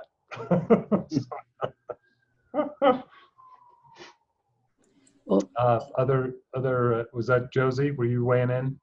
Well, Bill, you said there were other people invited to be on the call. Are any of those folks on the call right now? I can see Eric Rothaus from the Treasurer's Office and Janet Becker-Wold from Callan, who it provides the advisory services for the permanent fund. Well, I'd be interested in hearing from them, particularly from the Treasurer's Office. Eric's able to talk about the proposed legislation and some ideas about the dilemma we're facing. Welcome, Eric. I see you turned your video on. Thank you. Yeah, I didn't want to interrupt, and I appreciate. At some point, I was promoted to a panelist. I don't know if that's a promotion or not, but I'll take it as it's meant. I apologize. The treasurer can't be here. You guys are running ahead of schedule. Either you or someone on your team was kind enough to give me an alert, so I tried to jump in as soon as I could. But he's in the middle of another meeting right now himself. You know, I think, look, we absolutely want to work with you to figure out a solution. You know, I think we come at it from different angles, but it's always with the same goal, which is the goal of increasing funds to the permanent fund and eventually what the permanent fund throws off.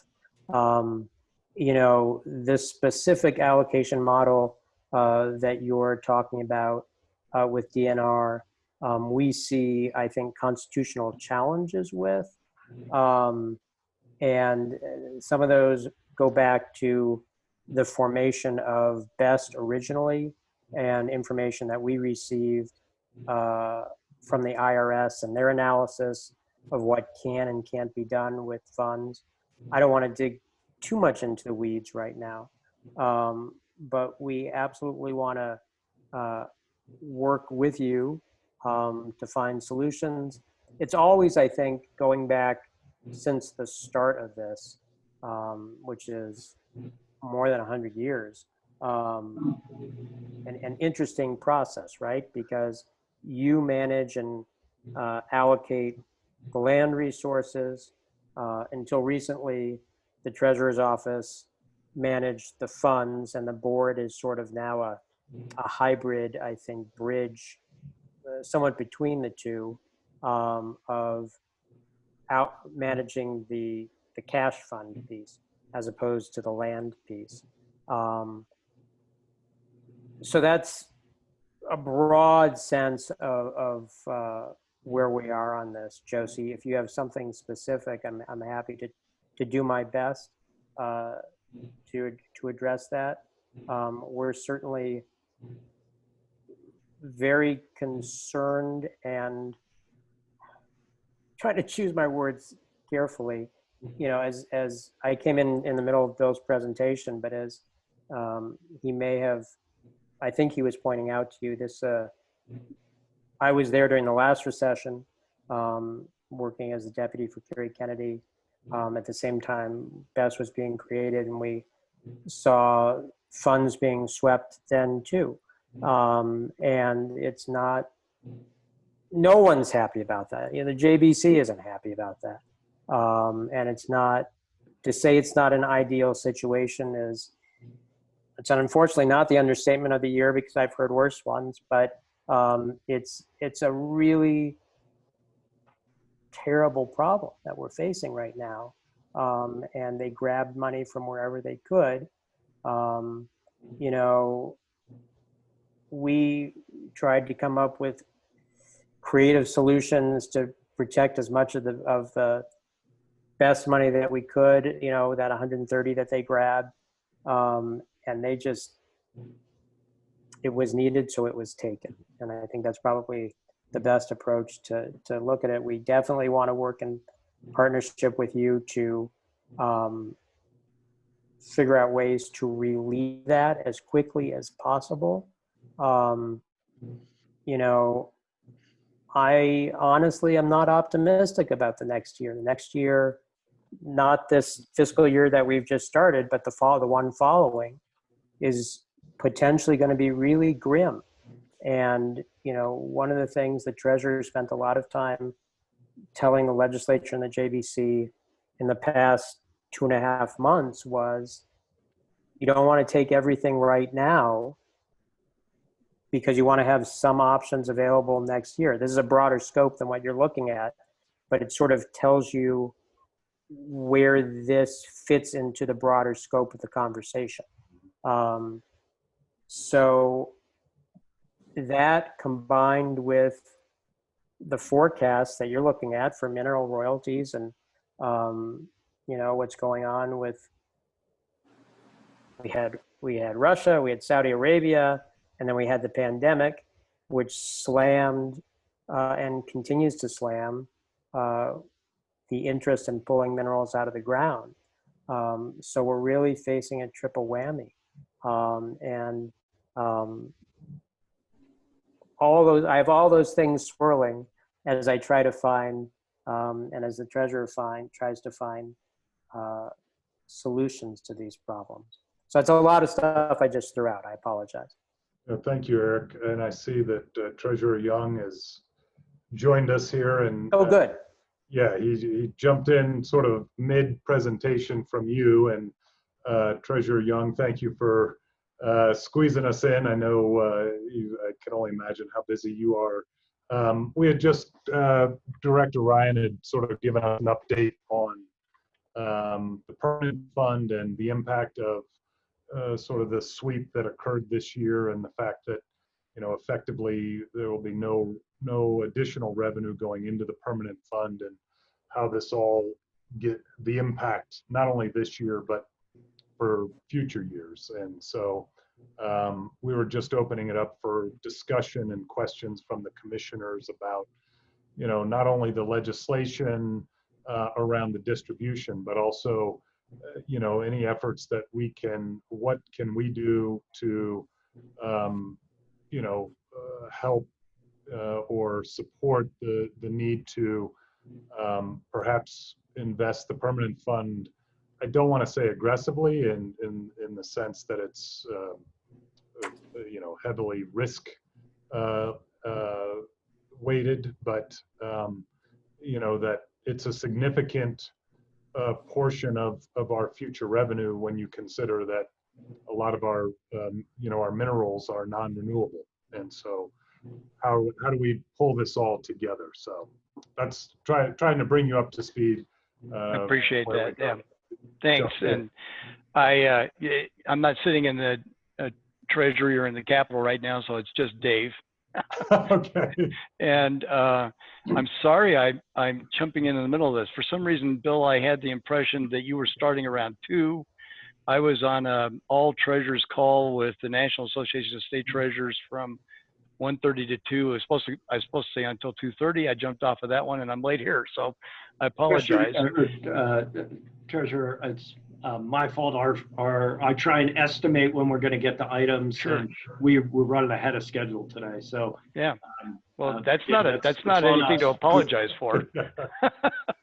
I will say coming in at this point has allowed me to miss the Debbie Downer part that Eric had a chance to deliver. You know, usually that's my job, and so thank you, Eric, for taking on the role. Yeah.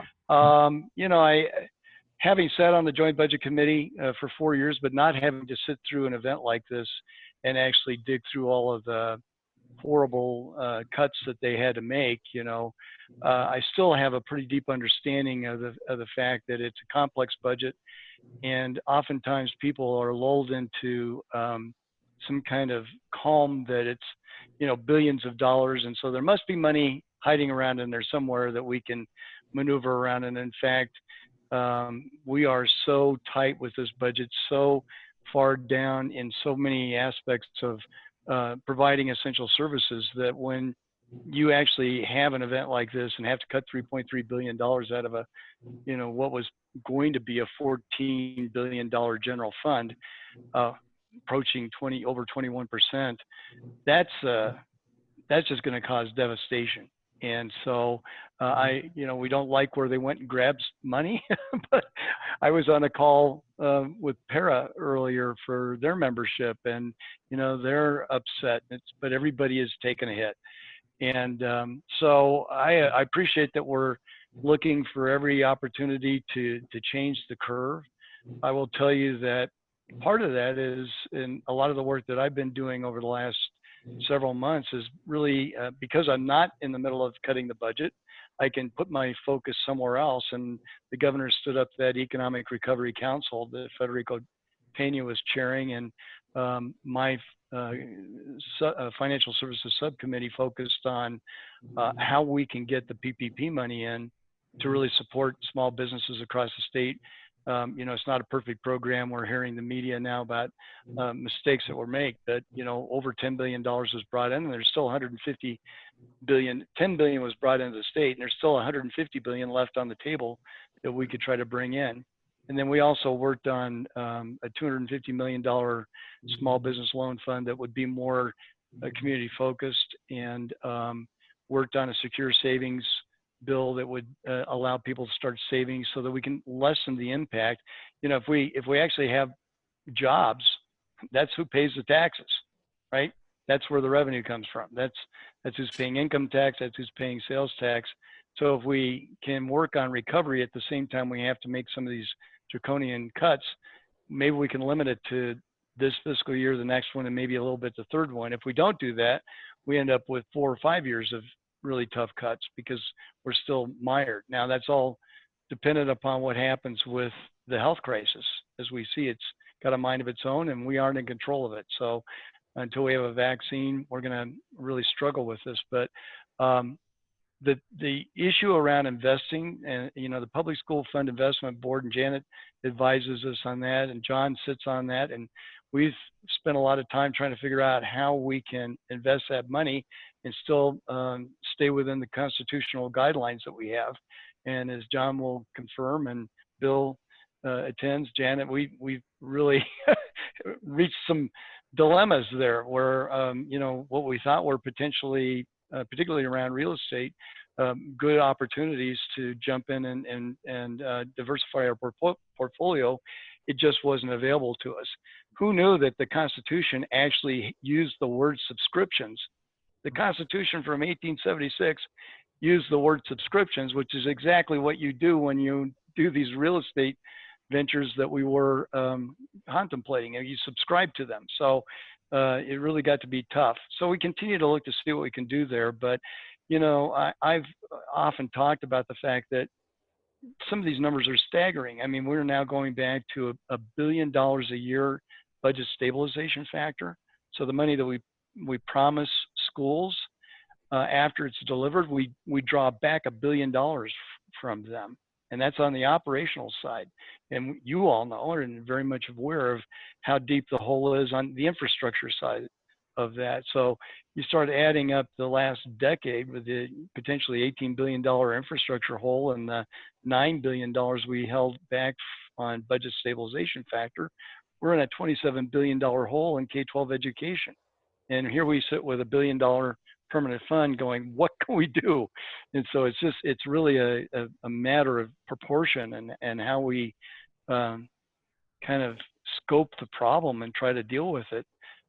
It's frustrating. I know all of you are working as hard as you can, and all the things that Eric articulated that are difficult with the economic conditions with oil and gas and just overall our economy just make these things really limit down our options pretty dramatically. So no answers there, just probably retreading a lot of territory that Eric already did, but it's great to see familiar faces. Christine, good to see you. And so, and Josie, I can't see you, but I think you're there. So I know the rest of you, but I wanted to reacquaint myself. So I don't know if I'm helping, but I thought I'd just pipe up a few ideas there. No, I appreciate it. Certainly, I've not had that opportunity, and I've been on the commission for 7 years, and this is the first time a treasurer has visited with us. So I appreciate that. It's good to see you. Thanks. Well, I should have been in long before this, so I apologize for that. But this Zoom thing makes it pretty darn easy, doesn't it? Yeah, exactly. So. Janet, I know I see you are on. Any from the comments from the treasurer and certainly the previous discussion, any thoughts or perspective you might add to our conversation or deliberations? Not really. I think Treasurer Young really summed it up pretty well, and Eric as well. We have tried, we have some pretty defined guardrails on what we can do based on the Constitution and some of the limitations there. Of course, an income-based distribution policy doesn't help because then we have to make sure that we're generating the $21 million for the School Finance Act. That will become more challenging as interest rates have fallen and the fund continues to be heavily weighted towards fixed income, but we still need that distribution. So we've done everything we can to try to identify asset classes where we can get that income and not run afoul of the constitutional prohibitions. So it has been a bit of a challenge. We were very hopeful for real estate because it's sort of met a lot of the qualities that we were seeking, and we just we ran into dead ends everywhere, and so we had to turn to something else. But I assure you the board is very focused and they're doing their best to try to meet the objectives of the trust within the constraints that they are under. Thank you. Commissioners, any other sort of comments, or Director Ryan sort of? Well, I just think this all dovetails nicely into the discussion that we had with Matt LaFontaine earlier about we do have some sales proceeds from when we've sold some assets. And so we ought to continue the discussion about what's the right thing to do with those proceeds. We could invest them into other real property assets, or we could dedicate them to the permanent fund. So there is some growth to it, because we're not going to be able to get the growth of the permanent fund through its investment. It's, as Janet said, it's invested for income now because it has to be. But so I just wanted to point that out to everybody as we continue to evaluate what to do with NSC dollars. Yeah. Commissioner Scanlon? Yeah, no, I just wanted to thank the treasurer for joining us today. And I think this has been a really important afternoon to have a ground our understanding in some of the tough challenges and realities we have with particularly with the permanent fund. But I am encouraged that we can work in collaboration to think a little differently. And Director Ryan has wanted a conversation for a while. And I think the time is now. If we can't find the opportunity in this crisis to rethink some of our own strategies and how we can set policy into lasting supportive change for this work and the work of the land board and schools and school kids. We will miss that chance. So I'm grateful that Dave, that you joined us, if you're still on, and that we have a chance to have a different conversation. So thank you. Thank you. You know, Mr. Chair, if I may, I've told this story before, I think, to some of you. I know Eric's heard it multiple times, but in my work with other treasurers, our neighbor to the north, Kurt Meyer, is the treasurer of Wyoming. And a story that he told was that they had $80 in their permanent fund in 1974. $80. That's a disaster. And they realized that they weren't getting, and of course, you know how heavily they are focused on extraction in their state. But they sat down with the industry and said, listen, you know, we only get one opportunity to get value for the public good from these minerals when they're extracted. And we need to figure out a way to get better value without, you know, cratering an industry that really supports the economy of the state. And I think they sat down with a common purpose in mind to arrive at that. You know, they have 1/10 of the population of Wyoming that we do, and now their permanent fund has $20.5 billion. That's a pretty. Is that because of the severance tax, Dave? Yeah, severance tax, and yeah, they're sitting at about 9 times, I think, the effective severance tax rate that we are. The difference is that we don't have a sector, an extraction sector that that could support that kind of taxation. I mean, maybe at that same rate, but it's not going to produce that volume of money for a permanent fund. You know, so I think it's unfair to them to say, well, listen, you're going to carry the load and fix this for us. And Kurt will be the first one as treasurer up there to say what they've crafted up there is not perfect. Clearly, you know, coal is struggling, oil and gas now is struggling. So they're trying to figure things out. But, you know, it does present a pathway for a solution. I mean, how long have we been hearing people say that we have the strongest economy in the country? You're going to hear it over and over again on this campaign trail coming up. I can tell you that. People are going to be taking credit for it.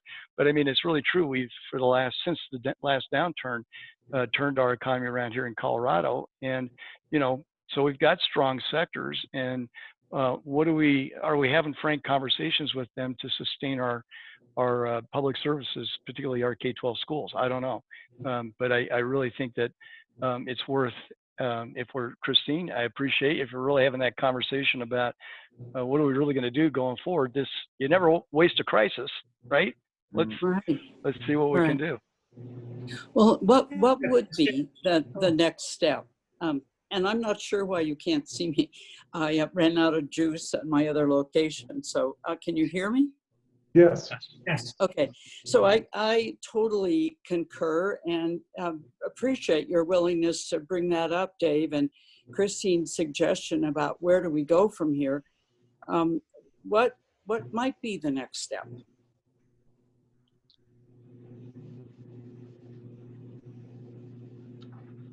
Were you asking Dave? Who were you asking? I am asking the wise wizards.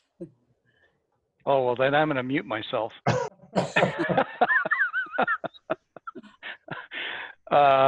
Ironically, we had some of this conversation even before the downturn in oil and gas and the pandemic. And so it feels like, you know, it probably is the opportunity for us to think about who needs to be at the table and how do we proceed with a conversation about this. Yeah, I think it is that first conversation. Who do we bring to the table and how do we encourage them to come to the table?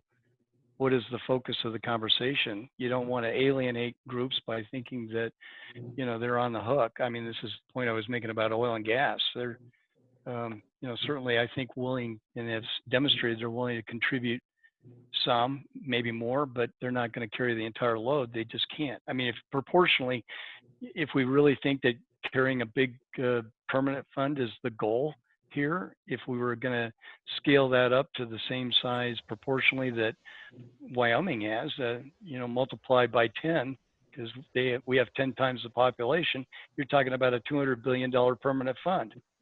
we're not going to go from 1 billion to 200 billion if that's truly the goal, without really targeting who we want to talk to. But I think the other thing is a conversation about what's the goal. And I know you all spend a lot of time doing that. So I don't have a magic formula here. And so I'm going to mute myself and listen to the real wizards.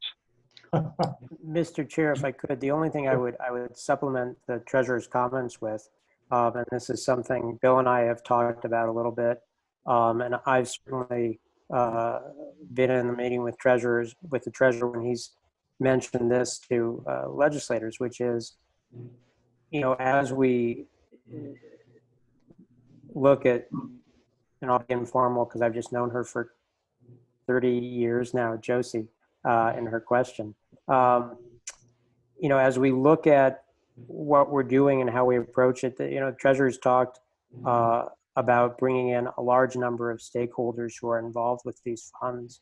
I know Christine, Representative Scanlon, has been involved in that stakeholder work for years and years.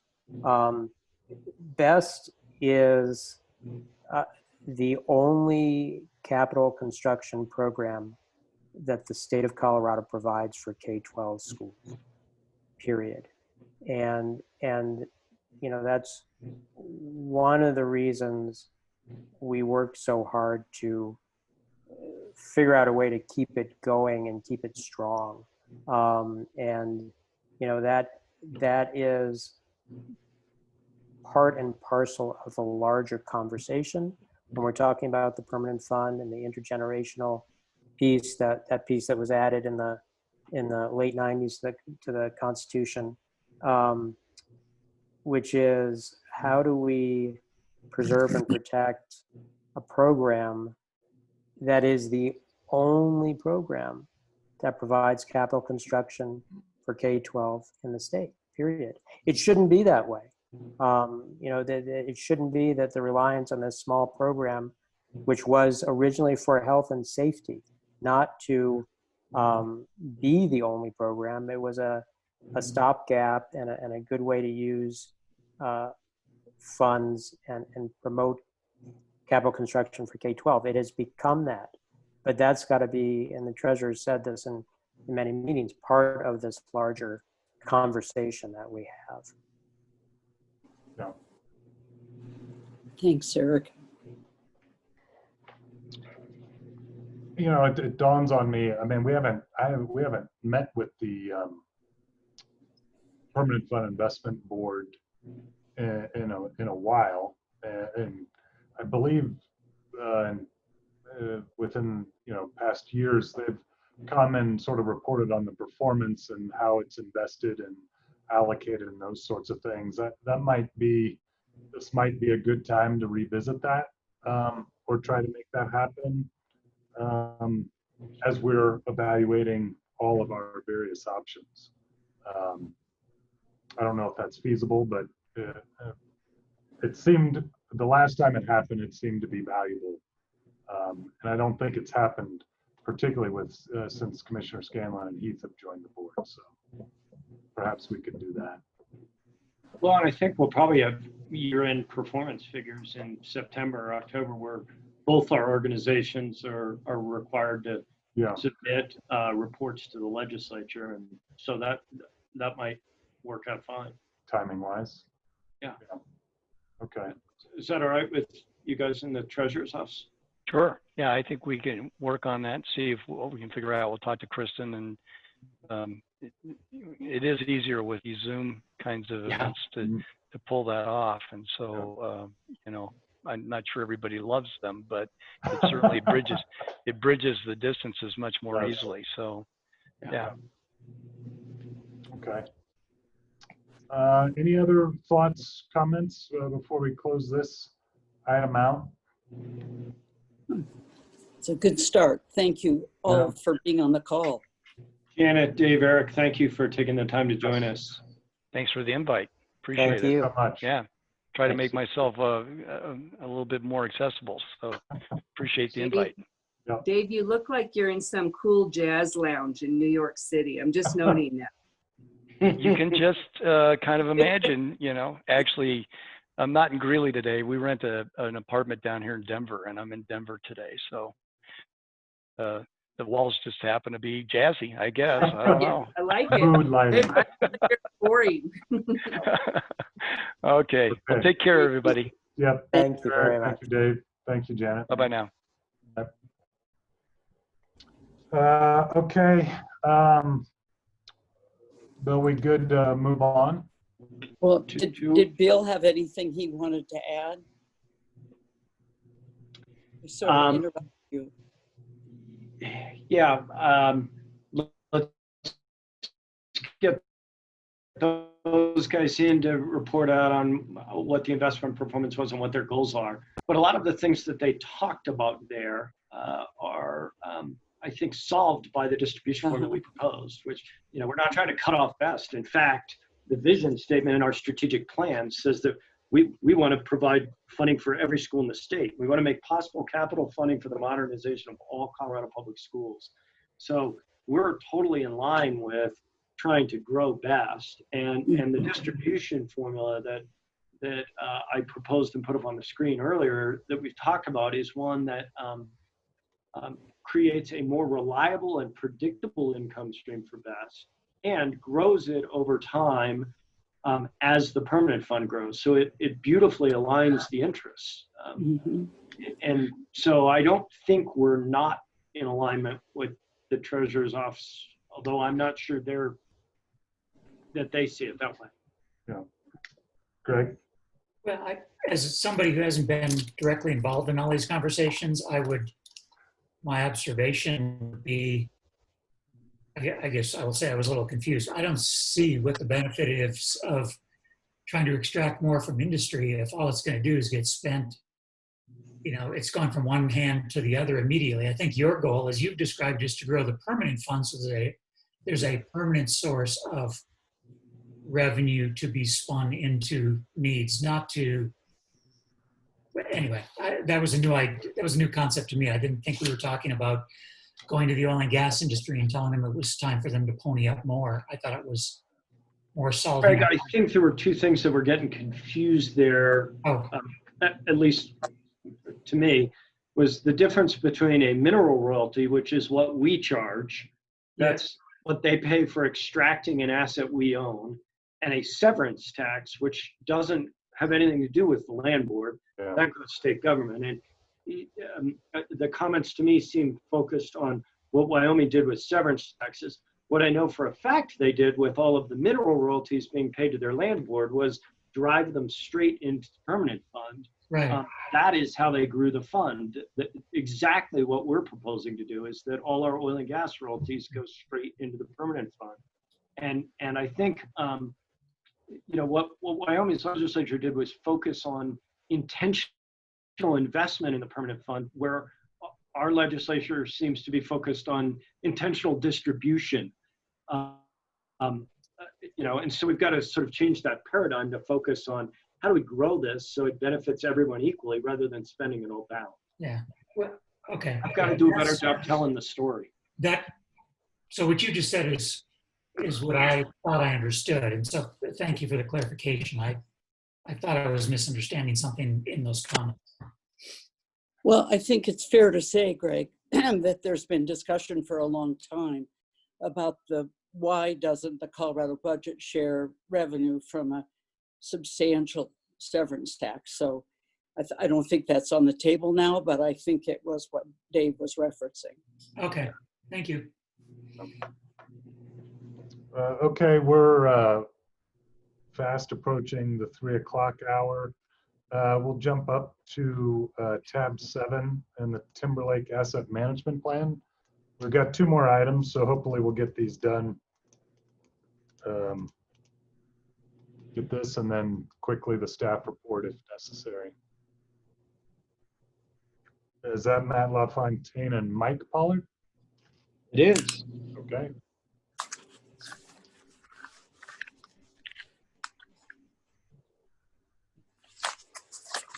Again, Commissioners, for the record, this is Matt LaFontaine, Acquisition and Disposition Manager, and I'm joined alongside by Mike Pollard, the Southeast District Manager. Today we'll be presenting the Timberlake Asset Management Plan, which is an information item. Cover sheet included in your board packet included a description of the project and as an exhibit, the asset management plan itself. Following this meeting, staff will circulate the revised asset management plan to the lessees.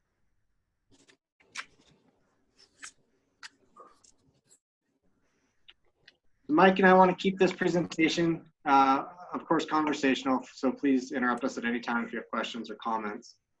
The Timberlake is a terrific asset, but it's very unique for the board. In addition to its huge size at just under 160,000 acres, it is leased under 38 separate agricultural leases. And the lessees, for the most part, own all of the infrastructure that supports the agricultural operation. So really, in some ways, it's more an arrangement of co-located ranches than a larger, cohesive operating ranch, like most of the board's other large holdings. In many ways, the Timberlake would not match what the board currently looks for in new agricultural acquisitions. For example, there's significant private inholdings. I mentioned that the lessee owned infrastructure.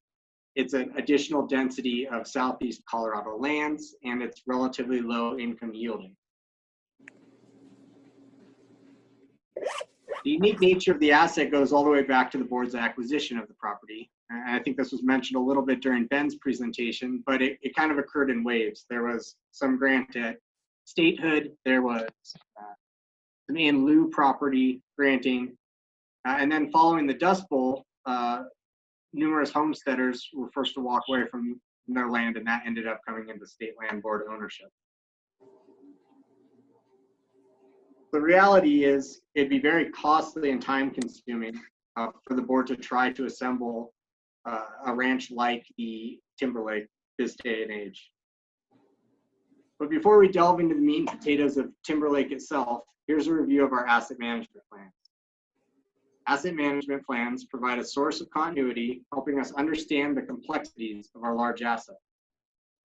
Periodic reviews by staff help to guide decisions made regarding the properties and to help us assess our progress on goals set. This plan was first written in 2015, and this is its first 5-year update.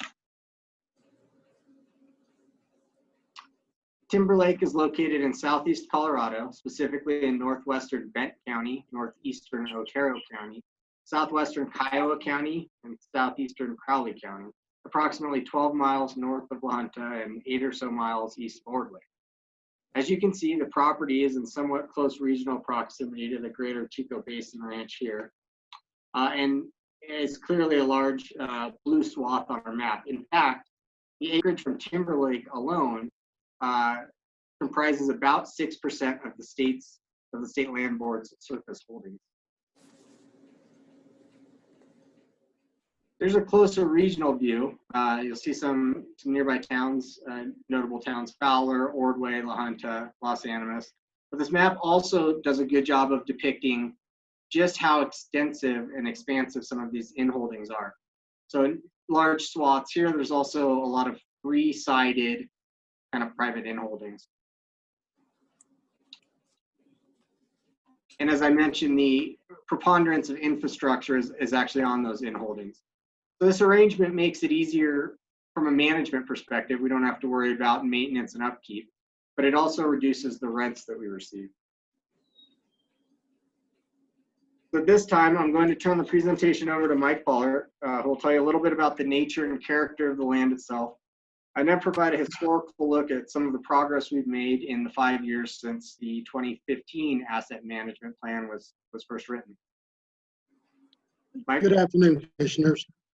As you can see, this is a short grass prairie consisting of several different, over such a large area, everything from sandy loam to clay loam to manzanola rocky outcrop soils, but it is still the short grass prairie. And in this particular picture, you're going to see the grazing, you'll see water back here. This is a pretty flat, low rolling hills territory, but there happens to be two places on this out here where actually the Fort Lyon Canal system stores irrigation water. One of them is called Adobe Creek Reservoir, and the other one is called Blue Lake. They butt up and in some cases actually encroach on the state land, but it's water it's owned by the Fort Lyon Canal, so we don't get to do anything with it. Looking back at how we performed since the last AMP, there are a few successes that we'd like to focus on, which we have a exhibit in the cover sheet of the matrix outlining our performance. First, we work hard to properly manage our range seat resources. We've done this by constantly increasing the transect sites that go across this property. The transect sites help us to manage the usage of the grazing on this property, and in some cases, using the results of these transect sites, we actually set the yearly AUM rates on some of these properties. Now, what Matt had stated was about it being a little low is actually true, because for the last, approximately 5 years, this Timberlake area has just been on the verge of a drought, which has really hampered our ability to try to increase the AUM usage on it, but it's something we are monitoring and striving every year to increase.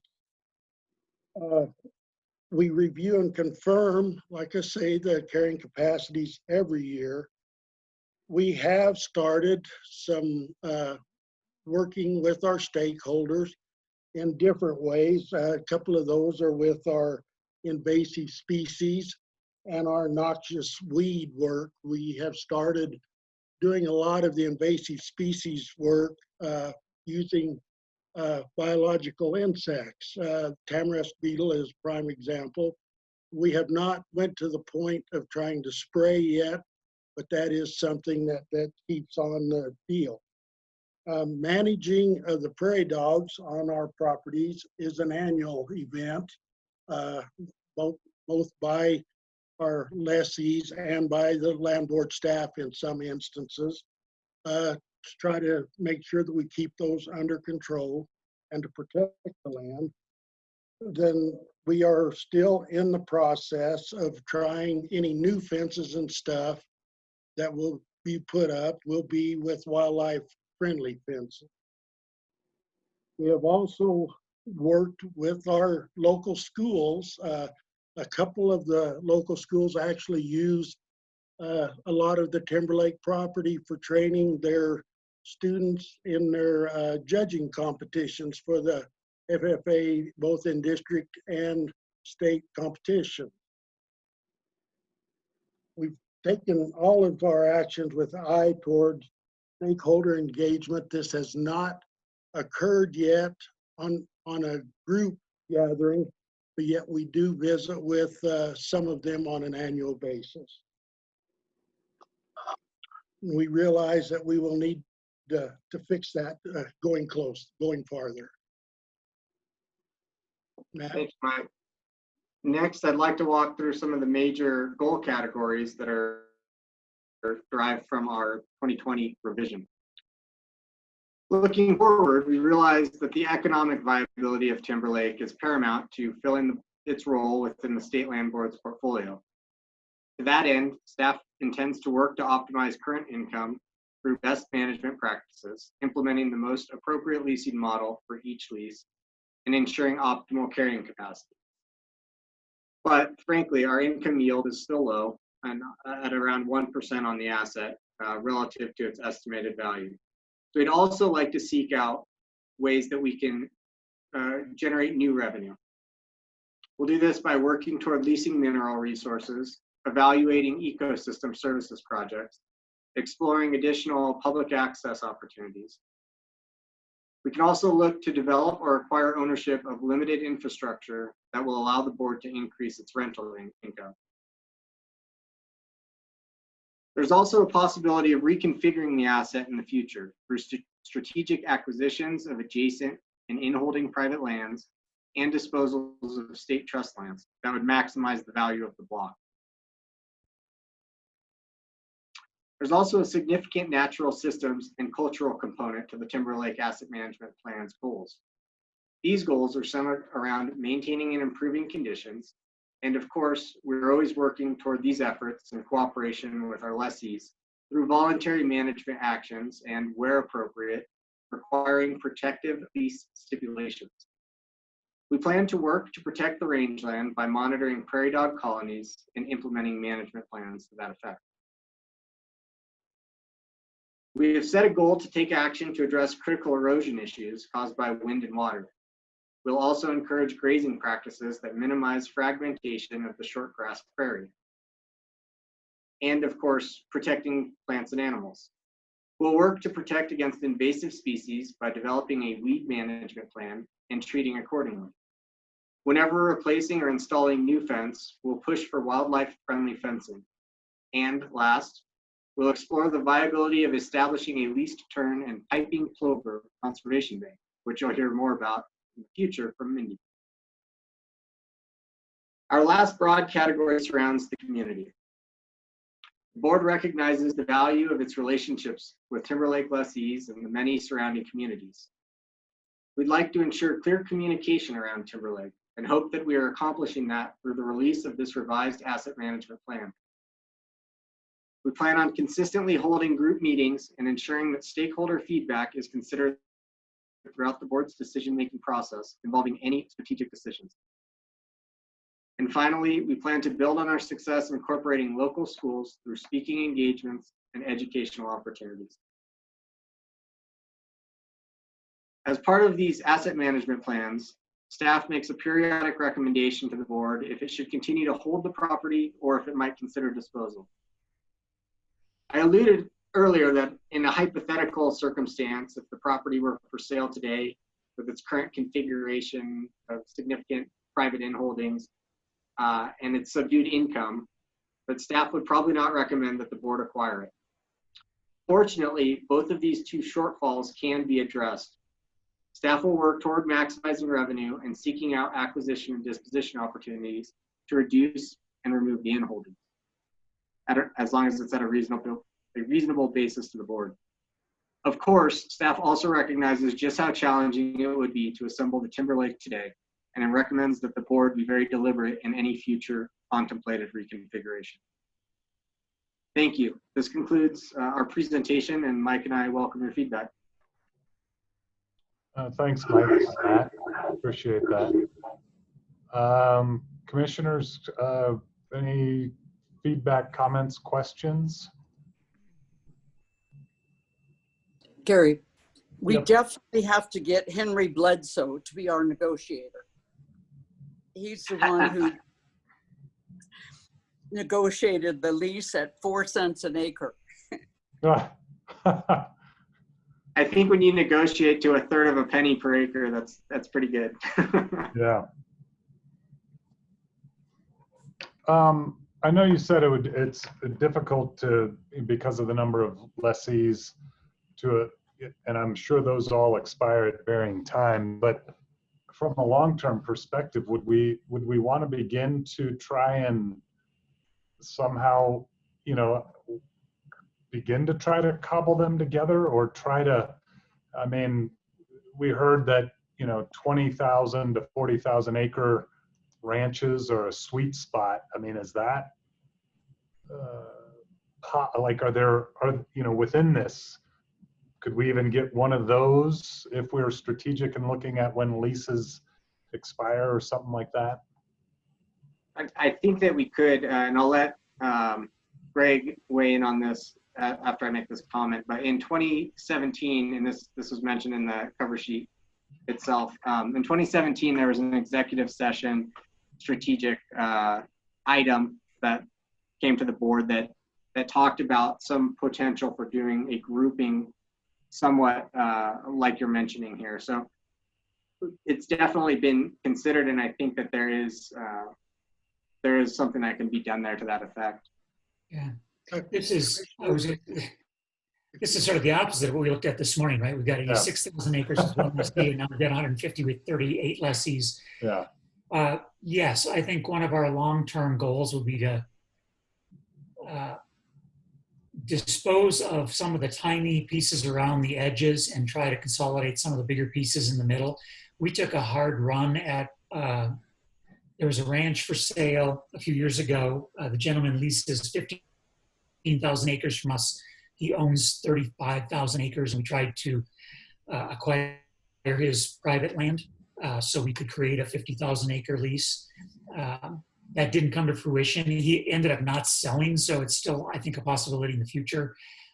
But in short, yeah, I think that's the kind of thing we should be long-term looking at here. We have talked about on a number of properties like this one in the Lahara, trying to get common termination dates on our leases, even if that meant we probably can't shorten somebody's 10-year lease. It might mean that we have to say we're offering a 12-year lease or a 13-year lease. Yeah. But I do think in the long run that would be beneficial as well. Yeah, yeah, I agree. Okay, any other comments or thoughts for Matt and Mike? Appreciate it. It's hard to believe 5 years has gone by. Unbelievable. All right. Seeing no further comment or questions, so our last item is our staff report, tab 9. And Director Ryan, we've touched on some of the things, but anything else you would draw our attention to or want to highlight? I don't think so. It's easiest for me to just take questions. Sure. I saw Pat is retiring. Hopefully we'll be able to see her on a Zoom call, at least to wish her well. When is she retiring? When is that? Do you recall? Mid-October. October, yeah. Okay. That drag line contraption is quite It's a big piece of equipment. Yeah, yes. I've never seen anything like that. So, commissioners, any questions about the items there? Drought projections, sort of steady or projected to get worse? I think it's getting worse. As I mentioned, we're on the governor's task force about that, and William Woolston is representing. But yeah, this is going to have a triple impact on us, right? We may need to do some destocking and that sort of stuff. So staff's working on that. But in addition to the oil and gas problems and the commercial real estate COVID related stuff and the sweep, it's tough stretch. Cakewalk. Yeah. Walk in the park. Oh my gosh. Okay. Next meeting is Wednesday, August 12th, as we discussed early on, and it'll take place by Zoom again. And we've got we're going to do a water workshop item, yeah? Yes. Is that I mean, do you anticipate this a full day with Chico on the deck? Are there other significant agenda items? Right now, yeah, I think there's water and Chico for workshop, and then there's a number of items of other business. So at this point, I think we can safely say 3 until 3. Yeah.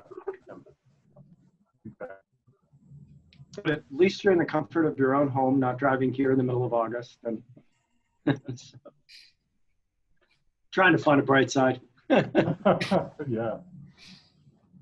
All right. Anything else for the good of the cause? Corey, fantastic job. Presiding. Thanks for keeping us on the straight and narrow. That's right. Thank you. You guys kept me on my toes. We tried. All right. Well, that's Thank it. you, everybody. Yeah. Until Thank next you. time. Much appreciated. Take care. Be safe. Best to you for the rest of the month. Thanks, guys. Bye.